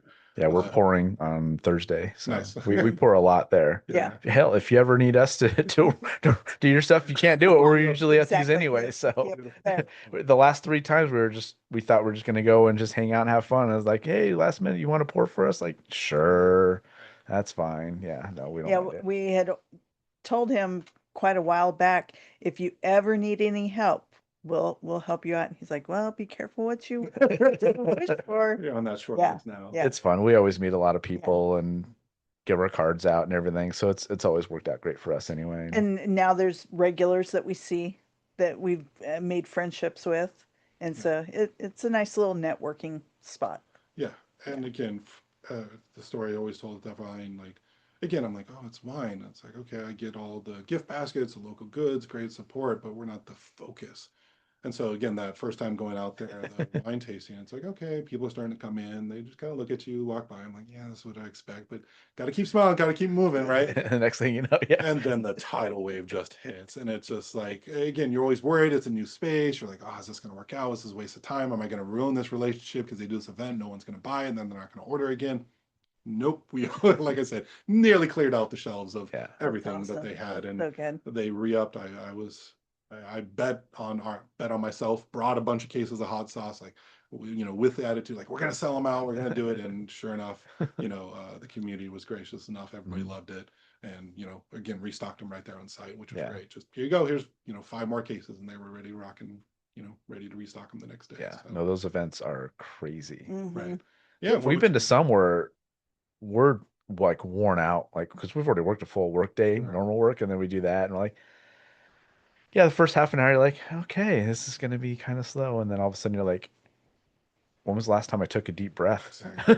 Exactly. You guys were telling me that was kind of a mediocre, not the Yeah, the busiest one that I before had. that was, Insane. I mean, people are like moving to the next tables like this, just squeezing through each other, and Yeah, speak of Disneyland, right? Like your Disneyland type crowd it was squeezing through. we're like, I don't know who's in our line or who's on the other one's line because they're all just kind of going together and like, all right, are you here? Or are you over there? Okay, cool. What do you want? Like, Yeah, and I was panicking because again, towards the end, I'm looking down at my supplies. I'm like, yo, I'm about to run out. I didn't even bring enough. I was not expecting it. So, again, just a Yeah. wonderful event. Yeah. And again, just a wonderful, group to be a part of. Mhm. Again, led us to this conversation Yeah, here. yeah. And without it, just wouldn't Well, know. when I looked it up, I'm like, Queen Creek. I'm like, I wonder where. I'm like, oh, 4 minutes from the house. Frozen. Like, Right. Yeah, and so yeah, and again, we'll just keep kind of going through these, and Yeah. I will take mostly every opportunity that folks have reached out to us for, and come out, talk, sample, do whatever. I mean, it's that passion. I love doing it. Yeah. It's nothing. Yeah. This is what I'd rather be doing. What do you have coming up for farmers markets or anything? Oh, God, I should know off the top of my head. And this will air July 23rd. Okay. So July 23rd. So yeah, we'll skip over the July stuff. August wise, we'll be out at the Gilbert's Farmers Market. I think it should be the second Saturday out there because my son's birthday is on the 3rd. So I have to move it back. happy birthday. Yeah. Because again, I'm a bad father and, schedules come out. I'm like, oh yeah, I want to go to all these markets. And then I was like, hey, your son's birthday is that weekend. We get it. Yeah. We get it. We've Sorry, had to I need move not go to on. stuff because like, yeah, we can't get out of this. Like, sorry, we'll, yeah, we've done the same thing. Yeah, so I have to write the heads down email. I'm a terrible dad. I'm sorry I booked this. Can you please move me to the week prior? So yeah, we'll be out at the Gilbert's Farmers Market. Agritopia right there at Joe's Farm Grill starts in September. Just signed up back up with them. They literally just sent out invites now. Really cool. They do a Wednesday night market, so 5 to 8 p.m. there at Agritopia Farm. They're going to twice a month. It used to be the second Wednesday of every month. They're doing twice a month now. Nice. In September, so look them up. Cool. Great. Again, kind of date night, small market. Yeah. We go to Garage East quite a bit. So, Okay. Yeah. Because they have a big wine presence out there. So, okay, I'm seeing the pattern. Yep. I get it. We like wine with a little bit of food. So Yeah. Yeah, and that's again, that spot's awesome. Places I didn't know about. Yeah. And stone throws, 20, 30 minutes from us. But just a great spot with a great bunch of stuff, right? You can get there. They have the ice creamery there. If you get there early enough, right now they have education lessons for the farm, and they're putting back. Oh, I just love everything that they're doing out there. But signed up with them, so we'll be out there. Assuming, knock on wood, they accept us. We were out there last year, so it should be a shoe in. And then into October, sounds like Queen Creek Family Market will do 2 markets where we do the food truck Fridays. Okay. Okay. So October 10th and the 24th, because Schnepp is doing We can do the 24th. 10th will be in Flagstaff. Gotcha. They'll be out there, so there'll be a farmer's market there, and then they'll transition back to Schnepp Farm after the chili festival. That's always in October, and then we'll be at Schnepp Farm and then Gilbert Farmer's Market. Basically, for the remainder of the year, we'll do a Founders Day. I think is in September for Queen Creek. Does 2 major events Okay. a season. So the Queen Creek Founder Day, we go out there again. Anything local or we'll be at, like, we prioritize local. And then spring into QC is March 2027 is the other big date that the town does. So, but yeah, if there's any other markets, other folks listening, we try to get out as much as we can. There's just some stuff, financially we can't do, Yeah. and I can't make it up to Flag and Sedona or out there. But especially in the Queen Creek area, we're all about it. Again, local. So Cool. trying to prioritize out here. Yeah. And some of the market vendors are frustrated. They're like, just come out to Peoria. I was like, I can't drive an hour No, for a no. 3-hour, 4-hour market and then drive an hour back. Yeah, to Yeah. the area. I'm sure it's a phenomenal market Mhm. that they have, but it's like, yeah, it's a decent drive, as Yeah. you all know. Oh, yeah, for sure. Wicked. So We've done some episodes in like downtown Phoenix for this and traveled with all of our stuff, and it's like, okay, it's fun to do, but yeah, this is a full day worth of stuff. Where do you have your, other than Divine Gourmet, where else do you have your products that you sell, like, physically? yeah, so we're in Culture Clash Greek Yogurt. They sell us physically as well. You can always find us, obviously, pick up local here in Queen Creek with us. There's a couple of Sedona markets, Sedona stores. There's one we've been to, and I'm excited that you're there. So Yeah, so we're up there. There is a couple online spots that are trying us now as well. because one's the Taste of AZ, right? That's Correct. the Sedona one. Remember that one? Yeah. It's the basic. Yes. So do you want to tell that story real quick about Oh. how? Because remember when we went there and we were just checking it out, and Oh, yeah. still we're sitting down for an hour and a half to Yeah, we were staying in Flagstaff for a week and stumbled into this little indoor shopping area and saw the Taste of Queen Creek, and we saw that they had some local wines Taste of there. AZ. Or Taste of Yeah. Z, I'm sorry. Saw that they had some local wines, and we're looking at our watch. That's 10. And we walk in and we started looking around at everything, and the lady's like, "Do you want to try some wines?" We're like, "Okay." So we ended up staying there for a couple hours, and she just Told her told about the told- podcast and she stuff, told us and about yeah. everything in the store, and it was a And really cool place. she's the one that, if it's there, hopefully, has a toy store that Oh was yeah, right she was across from opening it. up a toy store. That's When right. was the last time you were up there? I haven't actually gone up there. Okay. Oh, I have a ship okay. up there. Oh. Gotcha. We Okay. haven't gotten up there yet. Because Okay. yeah, I know they have the Taste AZ store, and I Mhm. think they have a spa, and then they have the new toy store. Okay. So Cool. they said That's hers, the one that was serving us for the drink. She's She was like, opening next month I'm opening up a toy store, Oh, like right beautiful. across the. Yeah, I was like, that's cool. So Yeah, because it's kind of that indoor outdoor Yeah, space, right, where they have yeah. all the shops lining the left and right side. So I've seen it, just haven't had a Okay, chance to go cool. up there yet. It's one of So our favorite stores for sure since we did that. So yeah, that's really cool. yeah, they're one of our newer vendors. Okay. Started stocking us, just sent some more up there right before we went out to California and the beach a week ago. It's like, oh, gotta get them some more. So they seem to be humming through it pretty quick up Good. there. So It's a great spot. Mhm. Sedona's a great spot if you can get your stuff there. yeah, I can't recall the other hotel that just started stocking us, which is again kind of another unique aspect Cool. of as well, local hotels and stuff. So Is it up there or? yeah, it's up in Sedona as well. Oh, Sedona. Okay, I Yeah, was gonna say Jerome. Okay. so let me see if God, there's so many names. I Yeah, all apologize good. to all of our folks. No, you're Like, good. That's all right. God, what are they called? Let me look it up for you because it's gonna drive me nuts. Um, but those are the main places Mhm. we're at. Outbound Sedona. Okay. Okay.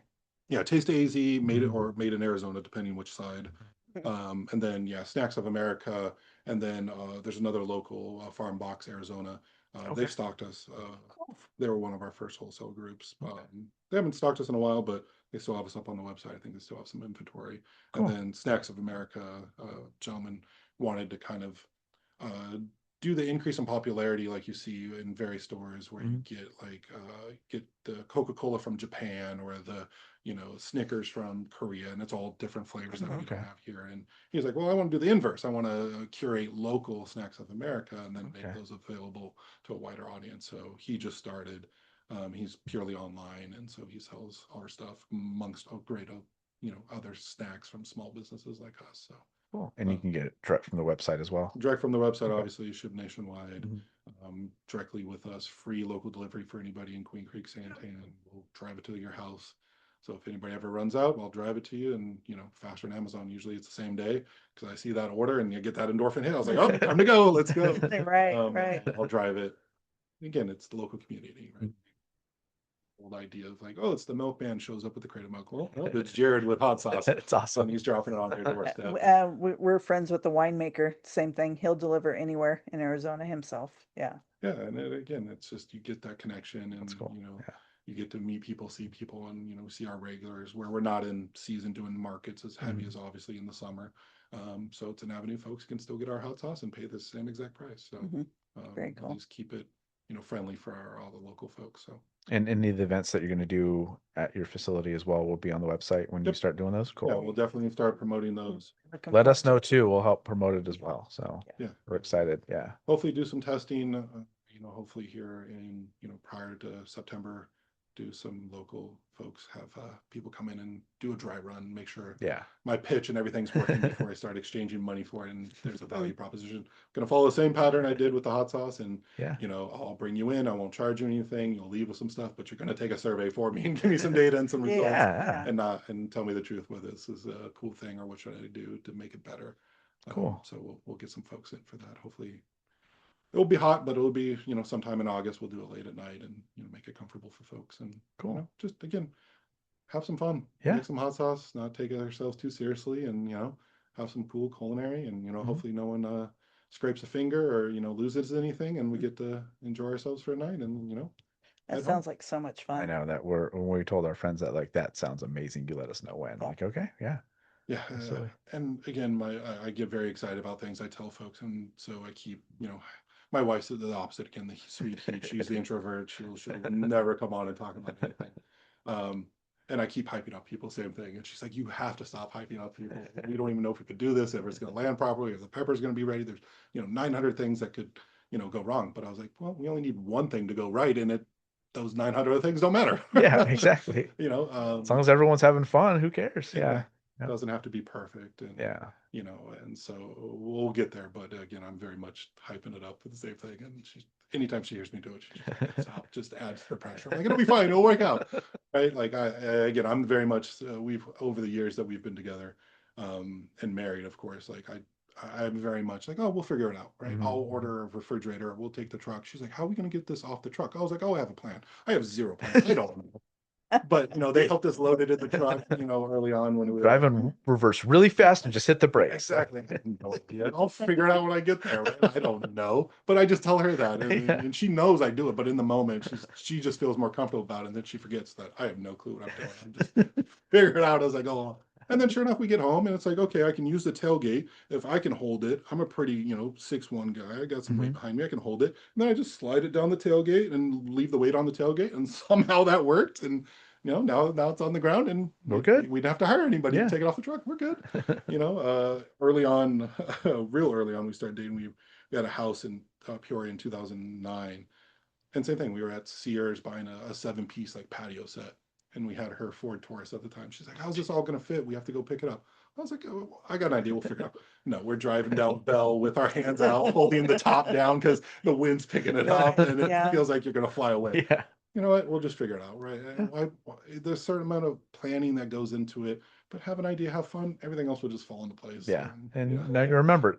Yeah. All these years later, you still remember it. Yeah, exactly. And it becomes fun story. Someone else did it for you. All you remember is spending the money on it. Exactly. Yeah. Exactly. So we'll figure it out. We'll land it either way this fall, and we'll have some fun at the kitchen. So Yeah. Very cool. but yeah, we'll cool. get those promoted out.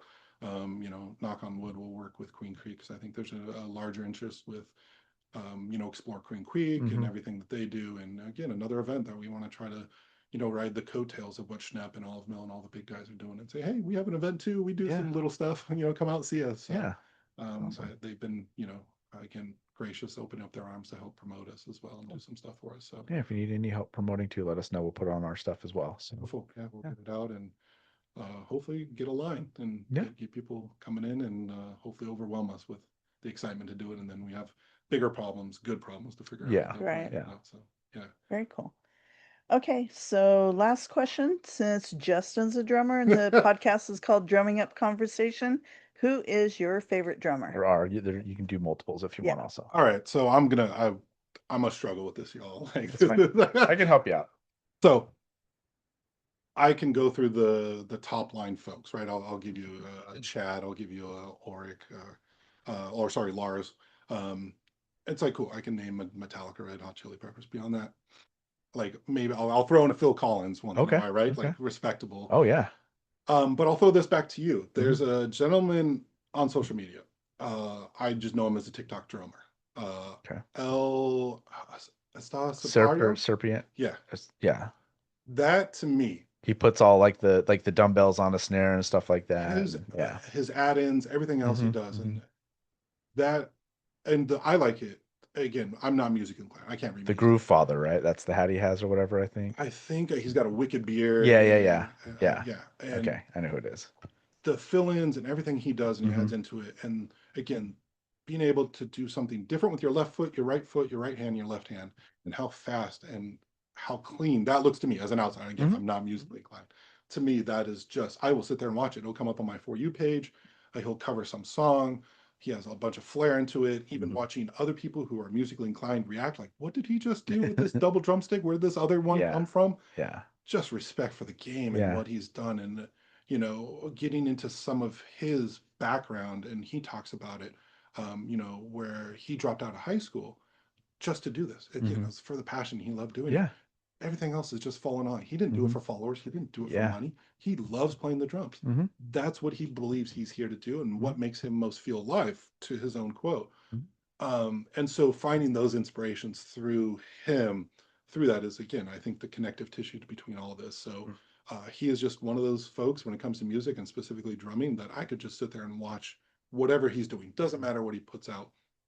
And I'll just watch it because to me Yeah. it's just amazing. And Yeah. again, I have no grounding into anything of what he's doing. I don't even think I could name half of the different drums or different Hmm. things that he's using in his setup. Um, and it's just phenomenal to me. Yeah. And so, but outside of that, again, when we talk about the superstars, I can name the two big guys and Phil Mhm. Collins, and that is it, my Yeah. friend. Phil Collins is a good one too. The one we've gotten the most, and actually recently, is Rick Allen from Def Def Leppard. Leppard. Oh, okay. He's brought up because the one arm thing and all Yeah, that, yeah, yeah. so that gets brought up. There's no wrong answer. Yeah. So Again, I'm on a different genre of music I yeah, listen to. I cross over once in a while. yeah, But yeah, not my greatest forte no, in all that good. space. That's the fun part about it is that people go, yeah, who would I pick? Yeah, so But yeah, again, I just enjoy Metallica, enjoy mhm, Red Hot Chili cool. Peppers. Again, Yeah, enjoying Phil Collins once in a while, like I said. So, but again, today on my phone, I'll watch, the drummer just go crazy and yeah. just No, he's really cool. We watched there's a YouTube channel called Drumeo, and we watched their Hmm. awards, and he won best online presence award or something. It was the like followers and the people that watch his videos. So he won that one. So and gotcha. I knew of him because I'd seen a bunch of stuff. People were always sending me stuff. I'm like, yeah, like you should reach out to this guy. Yeah, we did. We have. Like more than likely, if you send it to me, we already have. So Gotcha. yeah. So on the music side, Uh-huh. advent of AI, is that a concern from your side in the creativity space? I'm not threatened by it. Okay. Um, because I still think that people collaborating in a room and creating music is always going to be around. Right. And I mean, what people can do with it, that's fine. But I think they're going to get bored with it too, because they're not doing anything. They're just saying, "Hey, make a song about this," and it does it. And eventually, people, it's going to be so quickly creative that they're going to get bored with it. I think podcasts are so popular now that people are enjoying the long form creativity. So I don't think it's going to take away from music either in that aspect. Um, People are still going to be in a room together creating music and doing stuff.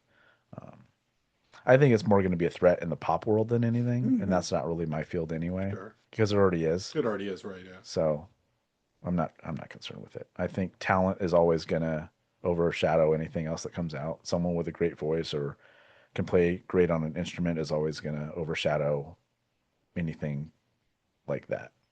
Yeah, and I love the stories as well behind some of the music of how Hmm. they've come up and Hmm. how they were produced.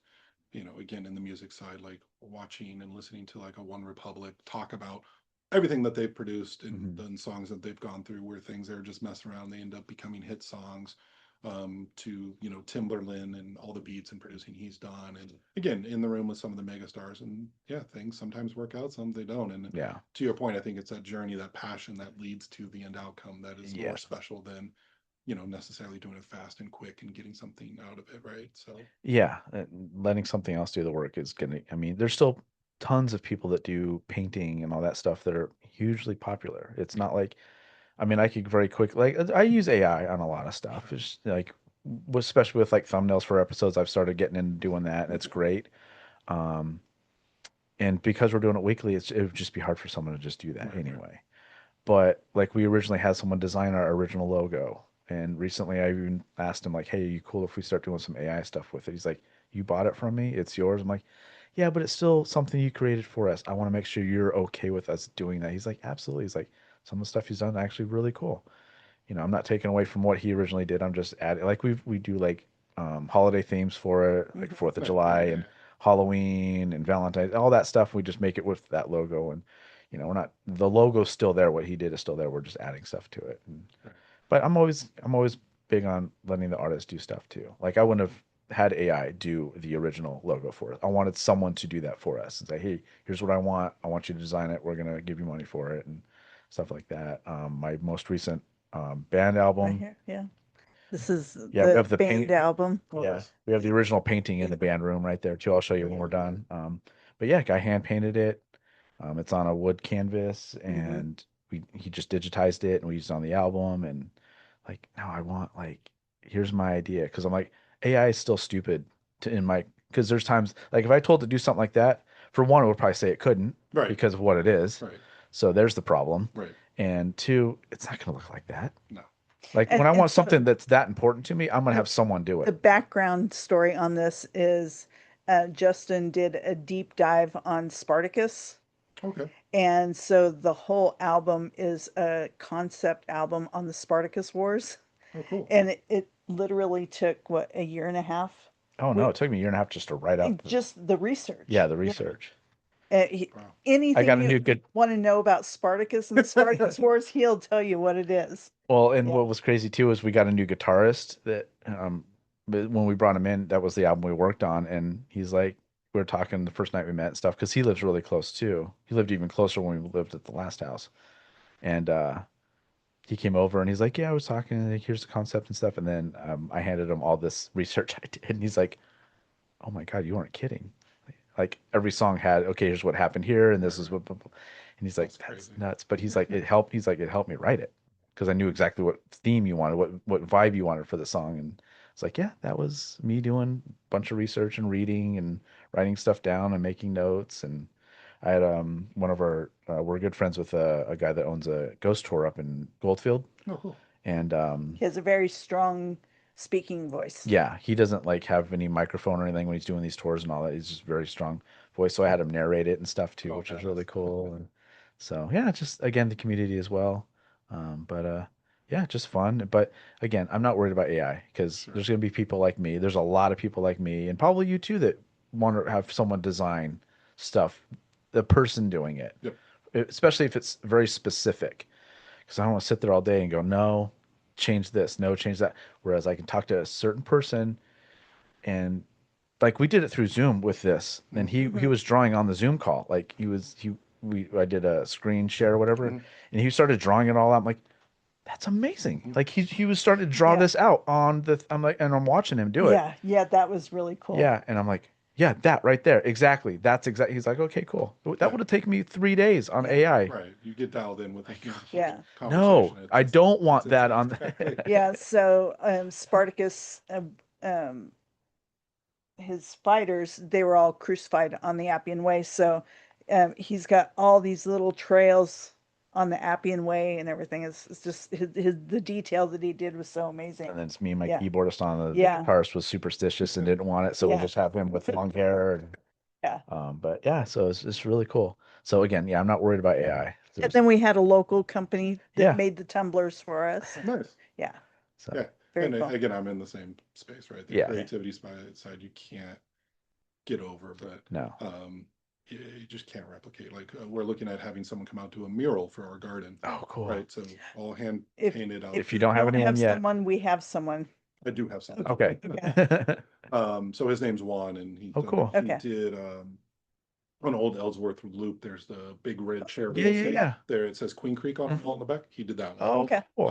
And so Nice. again, the arts and placemaking side, Mhm. very much appreciate the art and creativity side of stuff. Again, I can't do it. Mhm. I can Yeah. do digital side somewhat, but again, I have respect for the game for everybody who goes out and we wanted something original. Mhm. And same thing, like you can't have AI do all this, and so I know there's a lot of folks. Again, it's a tool at the end. Unless you want to pay a lot of money for it too, and because it's like I'm not gonna pay for AI. Right. I can get a certain amount done for free. I'm gonna do it.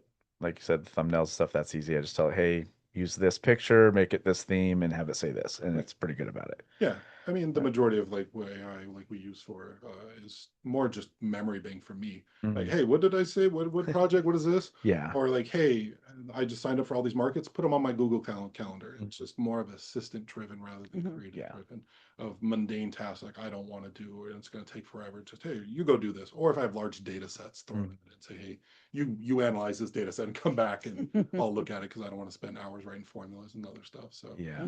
but I was just curious on the music side, Yeah. not as much dialed into of what that impact of technology is. It's a tool at the Yeah. end of the day, It is. So- Yeah. And you use it for good or use it for bad, but yeah. right? But the real folks who are in it, it's gonna you'll survive it. Again, we've gone Yeah. advents of technology. Oh, for sure. People were worried about when internet came out about things, and it's only helped with, especially business wise, because you can reach, like with what you're doing, you can reach across the country now. Like Right. you've collaborated with people across the country because of technology and internet, just using it the right way and stuff like that. So there's great that came out of it, and band music wise for me too. Because when I was really in bands early on, like my teenage years and stuff, when internet had just come out, I was like, this is great. Because now we can record something and put it on, at that time, MySpace. Yeah, exactly. And I was getting people from like Connecticut, New York, and going, hey, I love your songs and stuff. 5 years ago, that wasn't a thing. right, exactly. We would have had to like tour, Exactly. and someone in New York see us playing a show. And put it and in then a put- local yeah, paper, and then you're reading in the local paper. exactly. Like you didn't know what was going on in town over, let alone what was going on in Connecticut. Yeah. right? Yeah. So that was a great thing about it. So And again, it's I think the right angle on all of it Mhm. for all us in the creative space on it. So. creativity is always going to be there. The human element's always going to be there. I'm not worried about it. So. And the folks who are on the other end. that It's the consider- school system I worry about with music. Oh yeah, yeah. Don't even get me started on them taking music out of the curriculum. My wife was a teacher for 10 years before staying home with the kids. Mm-hmm. She did self-contained special ed in the Madison School District in Central Phoenix. And again, a lower income area, and the same thing, all those creative things just getting yanked out, whether it's music, art, shop, whatever, all the hands-on stuff. Yeah. And, us, obviously talking and everything today about just, you need that, right? I would trade math and history, because you're going to learn more math and history on your phone than you will in school, in my opinion. Whereas music, being in a room with people playing instruments, you can't learn that online. You cannot Google search that. You have to do it. You have to Shop, share it, right? Like cooking, yeah. all that stuff. You have to learn it. You have to be yeah. So I think in this day and age, those are more important than a lot of other stuff. I remember doing algebra, teacher going, well, when you need to learn this, because nothing's going to be there to teach you this. Really? Right. Really? I can go on Google right now and do any algebraic formula, and it'll give me the answer Take for a it. photo of it. and it'll do it. Yeah. I'll screenshot it, send it to you, Yeah. don't, but It was that idea. learning drums? No way. Right. It's that idea of like, oh, you can't use a calculator on the test. It's not, that won't be available. It's a tool. It's going to be here. What do you mean? And why would I not? Right. Like understand the foundations of what you're doing, but sure, leverage the tool if it's there, if that's what it's made to do. It's a tool. Like, cool. Mhm. Yeah. So Because, like, in my opinion, like a lot of the hands-on stuff keeps kids from getting into trouble absolutely. too. And again, my wife working in that area of Madison, which is like Indian schools, or you see a lot of that. Yeah. I mean, there were gang shootings across the street Hmm. from the school, and it was just, yeah, that the education system has kind of lost its way in that regard of what it's there to prepare and help and do. I think in a lot of local areas here and nationally, it's like, yeah, we can't take that away from kids. There's So I so love many what industries, Alice Cooper's doing, what his School of Rock and stuff like that, and right? his schools and Mhm. everything. That it's like he's like, no, we need to have this for kids, and it unfortunately has to happen like outside of school, Mhm. but Yeah, it's still something. yeah, where the creatives, the trades, right? That's why Yeah. Mike Rowe did Dirty Jobs for so long, right, Hmm. on TV, and Hmm. just brought awareness around that. And there's a huge Yeah. shortage of, that we've seen since COVID, and just in those You don't blue have collar to spend trades. 30 grand a semester to do this either. No, Mhm. no, Yeah. and you can make just as much, if Yeah. Right more, out of high right? school, you could be a high school dropout and do this stuff. Like you don't have to just learn a trade, Yeah, you know? we were conditioned like a plumber was something left over, Yeah. wasn't? And it's like, well, no, that's a great job, right? There's good money. It's a solid profession. It's a recession Waste industry. management. Yeah, anyway, Yeah. right? Like there are great things out there, and Yeah. the education system has to, I think, pivot a little bit more, and it's something more and more. My wife and I, obviously, with two young kids, trying to figure out how to give them that space and say, hey, it's not just online technology, YouTube, and all Yeah. this other stuff. There's all sorts of things out here. Bring them to the kitchen, have them cook. We cook Yeah. meals with them, Mhm. feed That's them, cool. That's hands really on. cool. Try to do all those things, and put down the tablet and do Mhm. something. Mhm. Yeah, Exercise the brain a little bit Yeah. more. So, for sure. Yeah. but yeah, I think that could be a whole different, podcast episode. For sure. Yeah, I'm like, Yeah, we're kind of getting away from yeah. you and your AI and music questions. Sorry. You're Let me good. stop. My fault. No, we love when our guests ask questions, so I Yeah. appreciate that. Sure. So, But yeah, I could, again, being close to it with my wife, the Mhm. kids, and seeing it firsthand. If we Yeah. want to do a separate one, My let me brother know. and sister have younger kids too, so I'm just like, oh man, get them into music, get them doing stuff with their hands, get them stop We playing with love the their music phones. side. Yeah. One of the early toys we bought is keyboards and things for our Cool. kids, because they showed rhythm early on, and Hmm. made them happy. And so, especially our oldest, just loves music, and Mhm. so Nice. we'll catch them singing stuff in the back seat. Like, what are you singing? Where did you hear that? Yeah. Like, I don't even know what you heard, and it's stuck in his brain, and he's singing it. That's cool. So Love hearing that. trying to draw that out of him, and again, I know my wife wants him to do something musically. Mhm. Cool. So we'll see. He Yeah. still likes the digital side of building and creating and doing stuff. So I'm trying to find a Yeah. middle ground for him Yeah. of what he could do, and maybe more of a producing type route, but just let him Hey, kind of that's cool. find his way into it.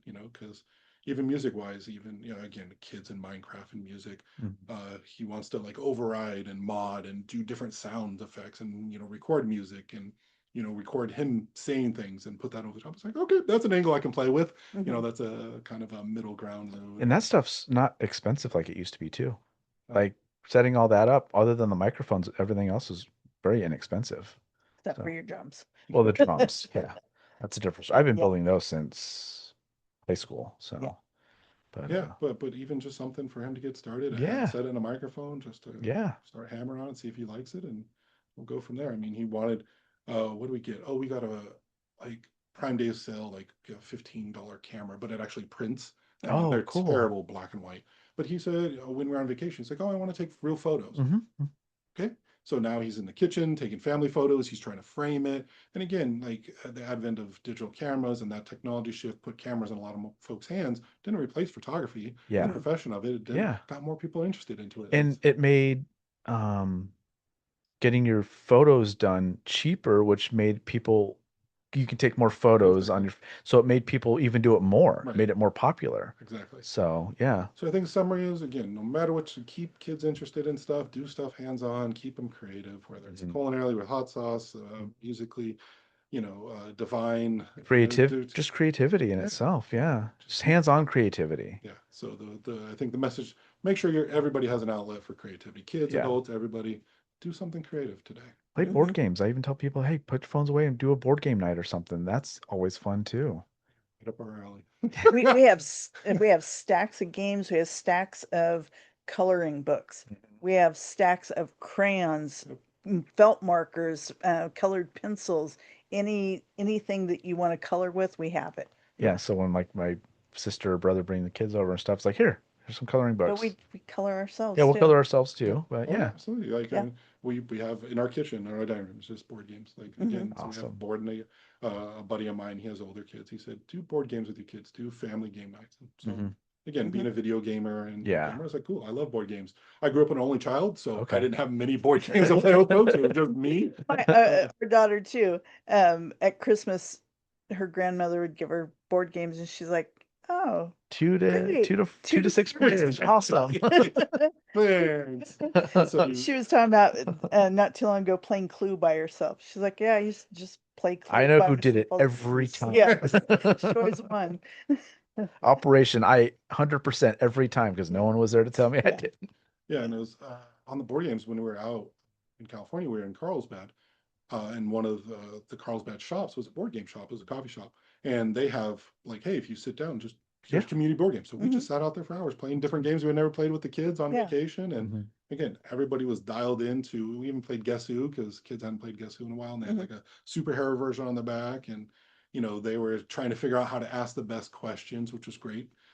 Like talking to a 5-year-old, like, hey man, like to eliminate the most, and you're like, he asked the most specific question, like, who has green glasses? I was like, there's like one person who has. Why would you ever ask this? I guess you. All right, well, this is the question we're going with. You're on my team, so. But yeah, those creative outlets again, just so Yeah. much fun, and again, technology tools. We're all glued to the phone. They have a purpose. They have a niche, but get out, play the drums, go out and cook something in the kitchen, whether it's Yeah. breakfast or something else, and go out there and do something. Yep. And that guy that's online, that he could probably cook and play the drums at the same time. Right? So he's like flipping. Flipping pans at the same time. Feels like put him on a line. Put him on Waffle House. Food so quick. That'd be amazing. Awesome. So where can our listeners find everything you got going on? Everything. Our handle is Get Salce, GetSalce. That's across Instagram, TikTok, Facebook. Even our .com is getsalse.com. You can always find us on there. But always posting where we are at that handle. So check us out. Follow us at getsalse.com. And we'll put all the links in the show notes for the audio version and everything. Beautiful. So, are you on YouTube? Not on YouTube. Not- Don't okay. don't do any of the long form Okay. stuff. Again, me, the editor, me, the content Mm-hmm. writer, me. Just I've gone on to TikTok and Instagram Reels, and that's kind Yeah. of the minute long. I try to stay about there, Yeah. but not on YouTube. Nothing wrong with that. So Yeah. awesome. Well, thanks for doing this. We Thank appreciate you. it. So Appreciate you we'll have guys. you on again sometime down the road as well and learn more. And especially once you start doing all these events and stuff too. Yeah, We'll have we'll you come back by on and yeah. talk about the events a little bit more, and hopefully at that point have you guys already out there. So it'll be fun. Awesome. Very cool. Very cool. But Thank yeah. you. Yeah, thank you guys.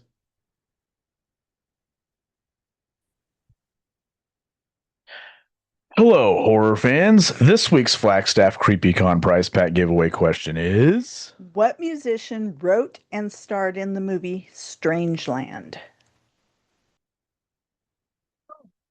They're really cool looking. Hopefully, this Check out these. actually fun. Oh, wow. So it looks like they're bleeding, right? Yeah. It's just, I don't know what it is, but I was like, I saw it. It's like, you wanted to start growing non-traditional peppers and. All right, cool. That's cool. Oh, wow. So it almost looks like they're glowing too. Yeah, Huh. so it's like habaneros, but they're bleeding, scorched. And I was like, okay, we wanted some non-traditional. We got some other ones that look like little saucers and I mean, they're tiny, tiny right now. So maybe a year before we get any fruit out of them, but That's I was like, cool. okay, let me try these. Yeah. These exotic breeds, like people stabilize them. So, I think now it's actually coriander at this point, but it used to be cilantro. Okay. So, Let's try that. yeah, the coriander comes up through it. It used to be cilantro. We harvested it a couple times, and now we just got to cut her back. It's coriander, it's no good.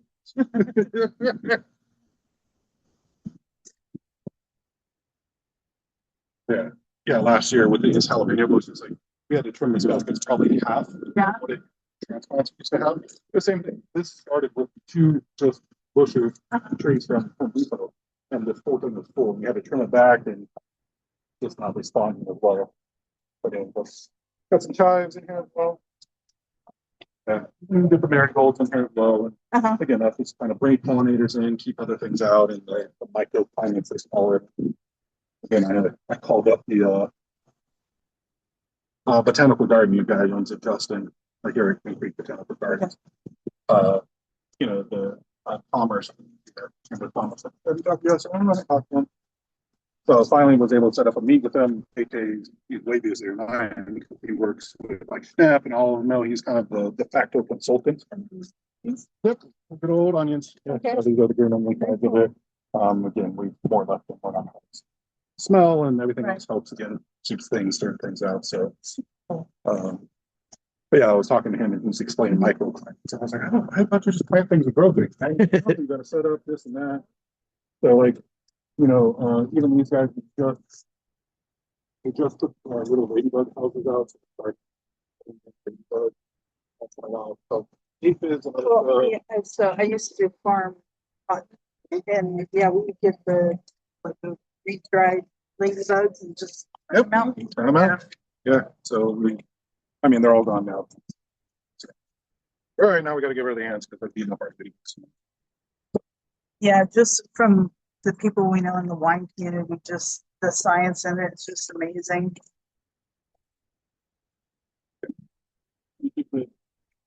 With the nature side of it, not trying to use any pesticides, Right. and Yeah. just like our hot sauce, we know what additives, all stuff during the podcast. This purple Mhm. peppers are Yeah.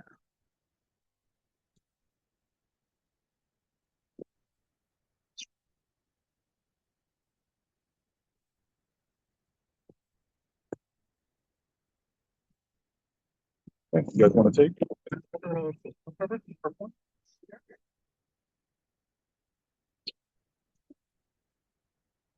Oh, they taste so good.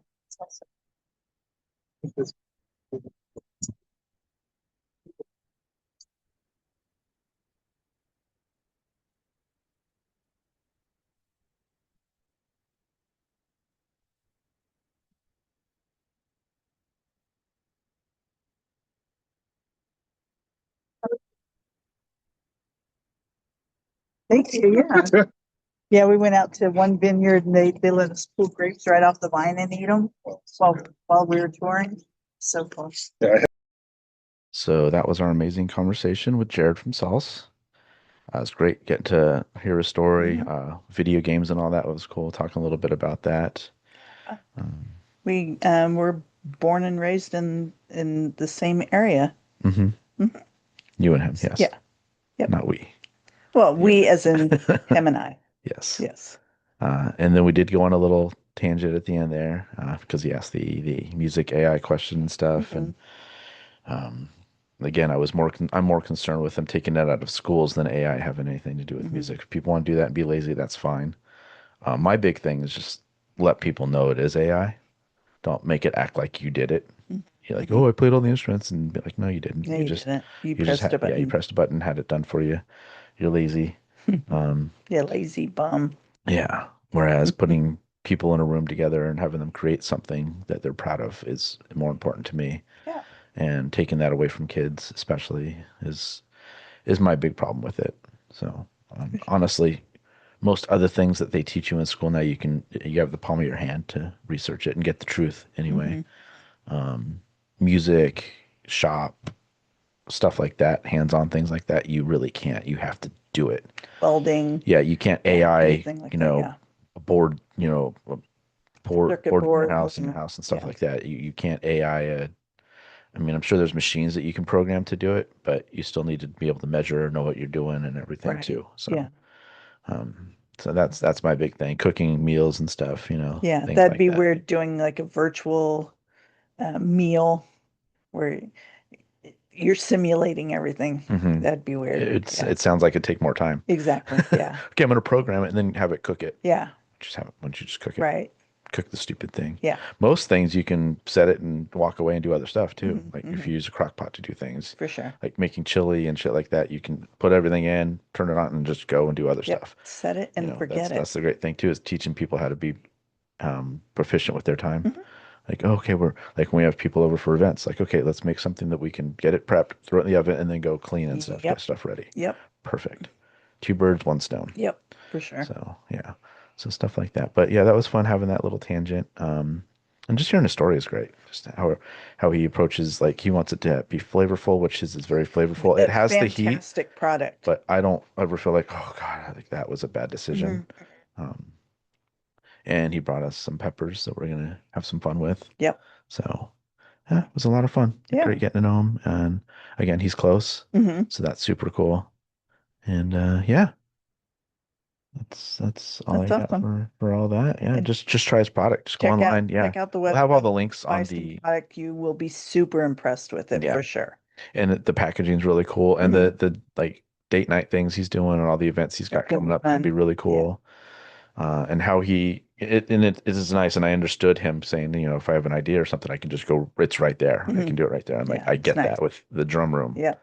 Like if I get an idea, I can just go, okay, I'm gonna lay this down real quick. Hmm. Or if someone sends me something to work on, Hmm. I can just go and do it right away. I don't have to go, okay, well, now I gotta drive to the studio, boot everything up. Right. Yeah, And it's then you like, forget it by then. Yeah. yeah, Yeah. yeah. So Alrighty. Intro and outro music is provided by Arizona prog metal band Temporal Displacement. You can find their music anywhere you listen to your favorite music. Intro, I'm sorry, I was starting it over again. You intro and outro is you brought can to you. email us at drummingupconversation@gmail.com.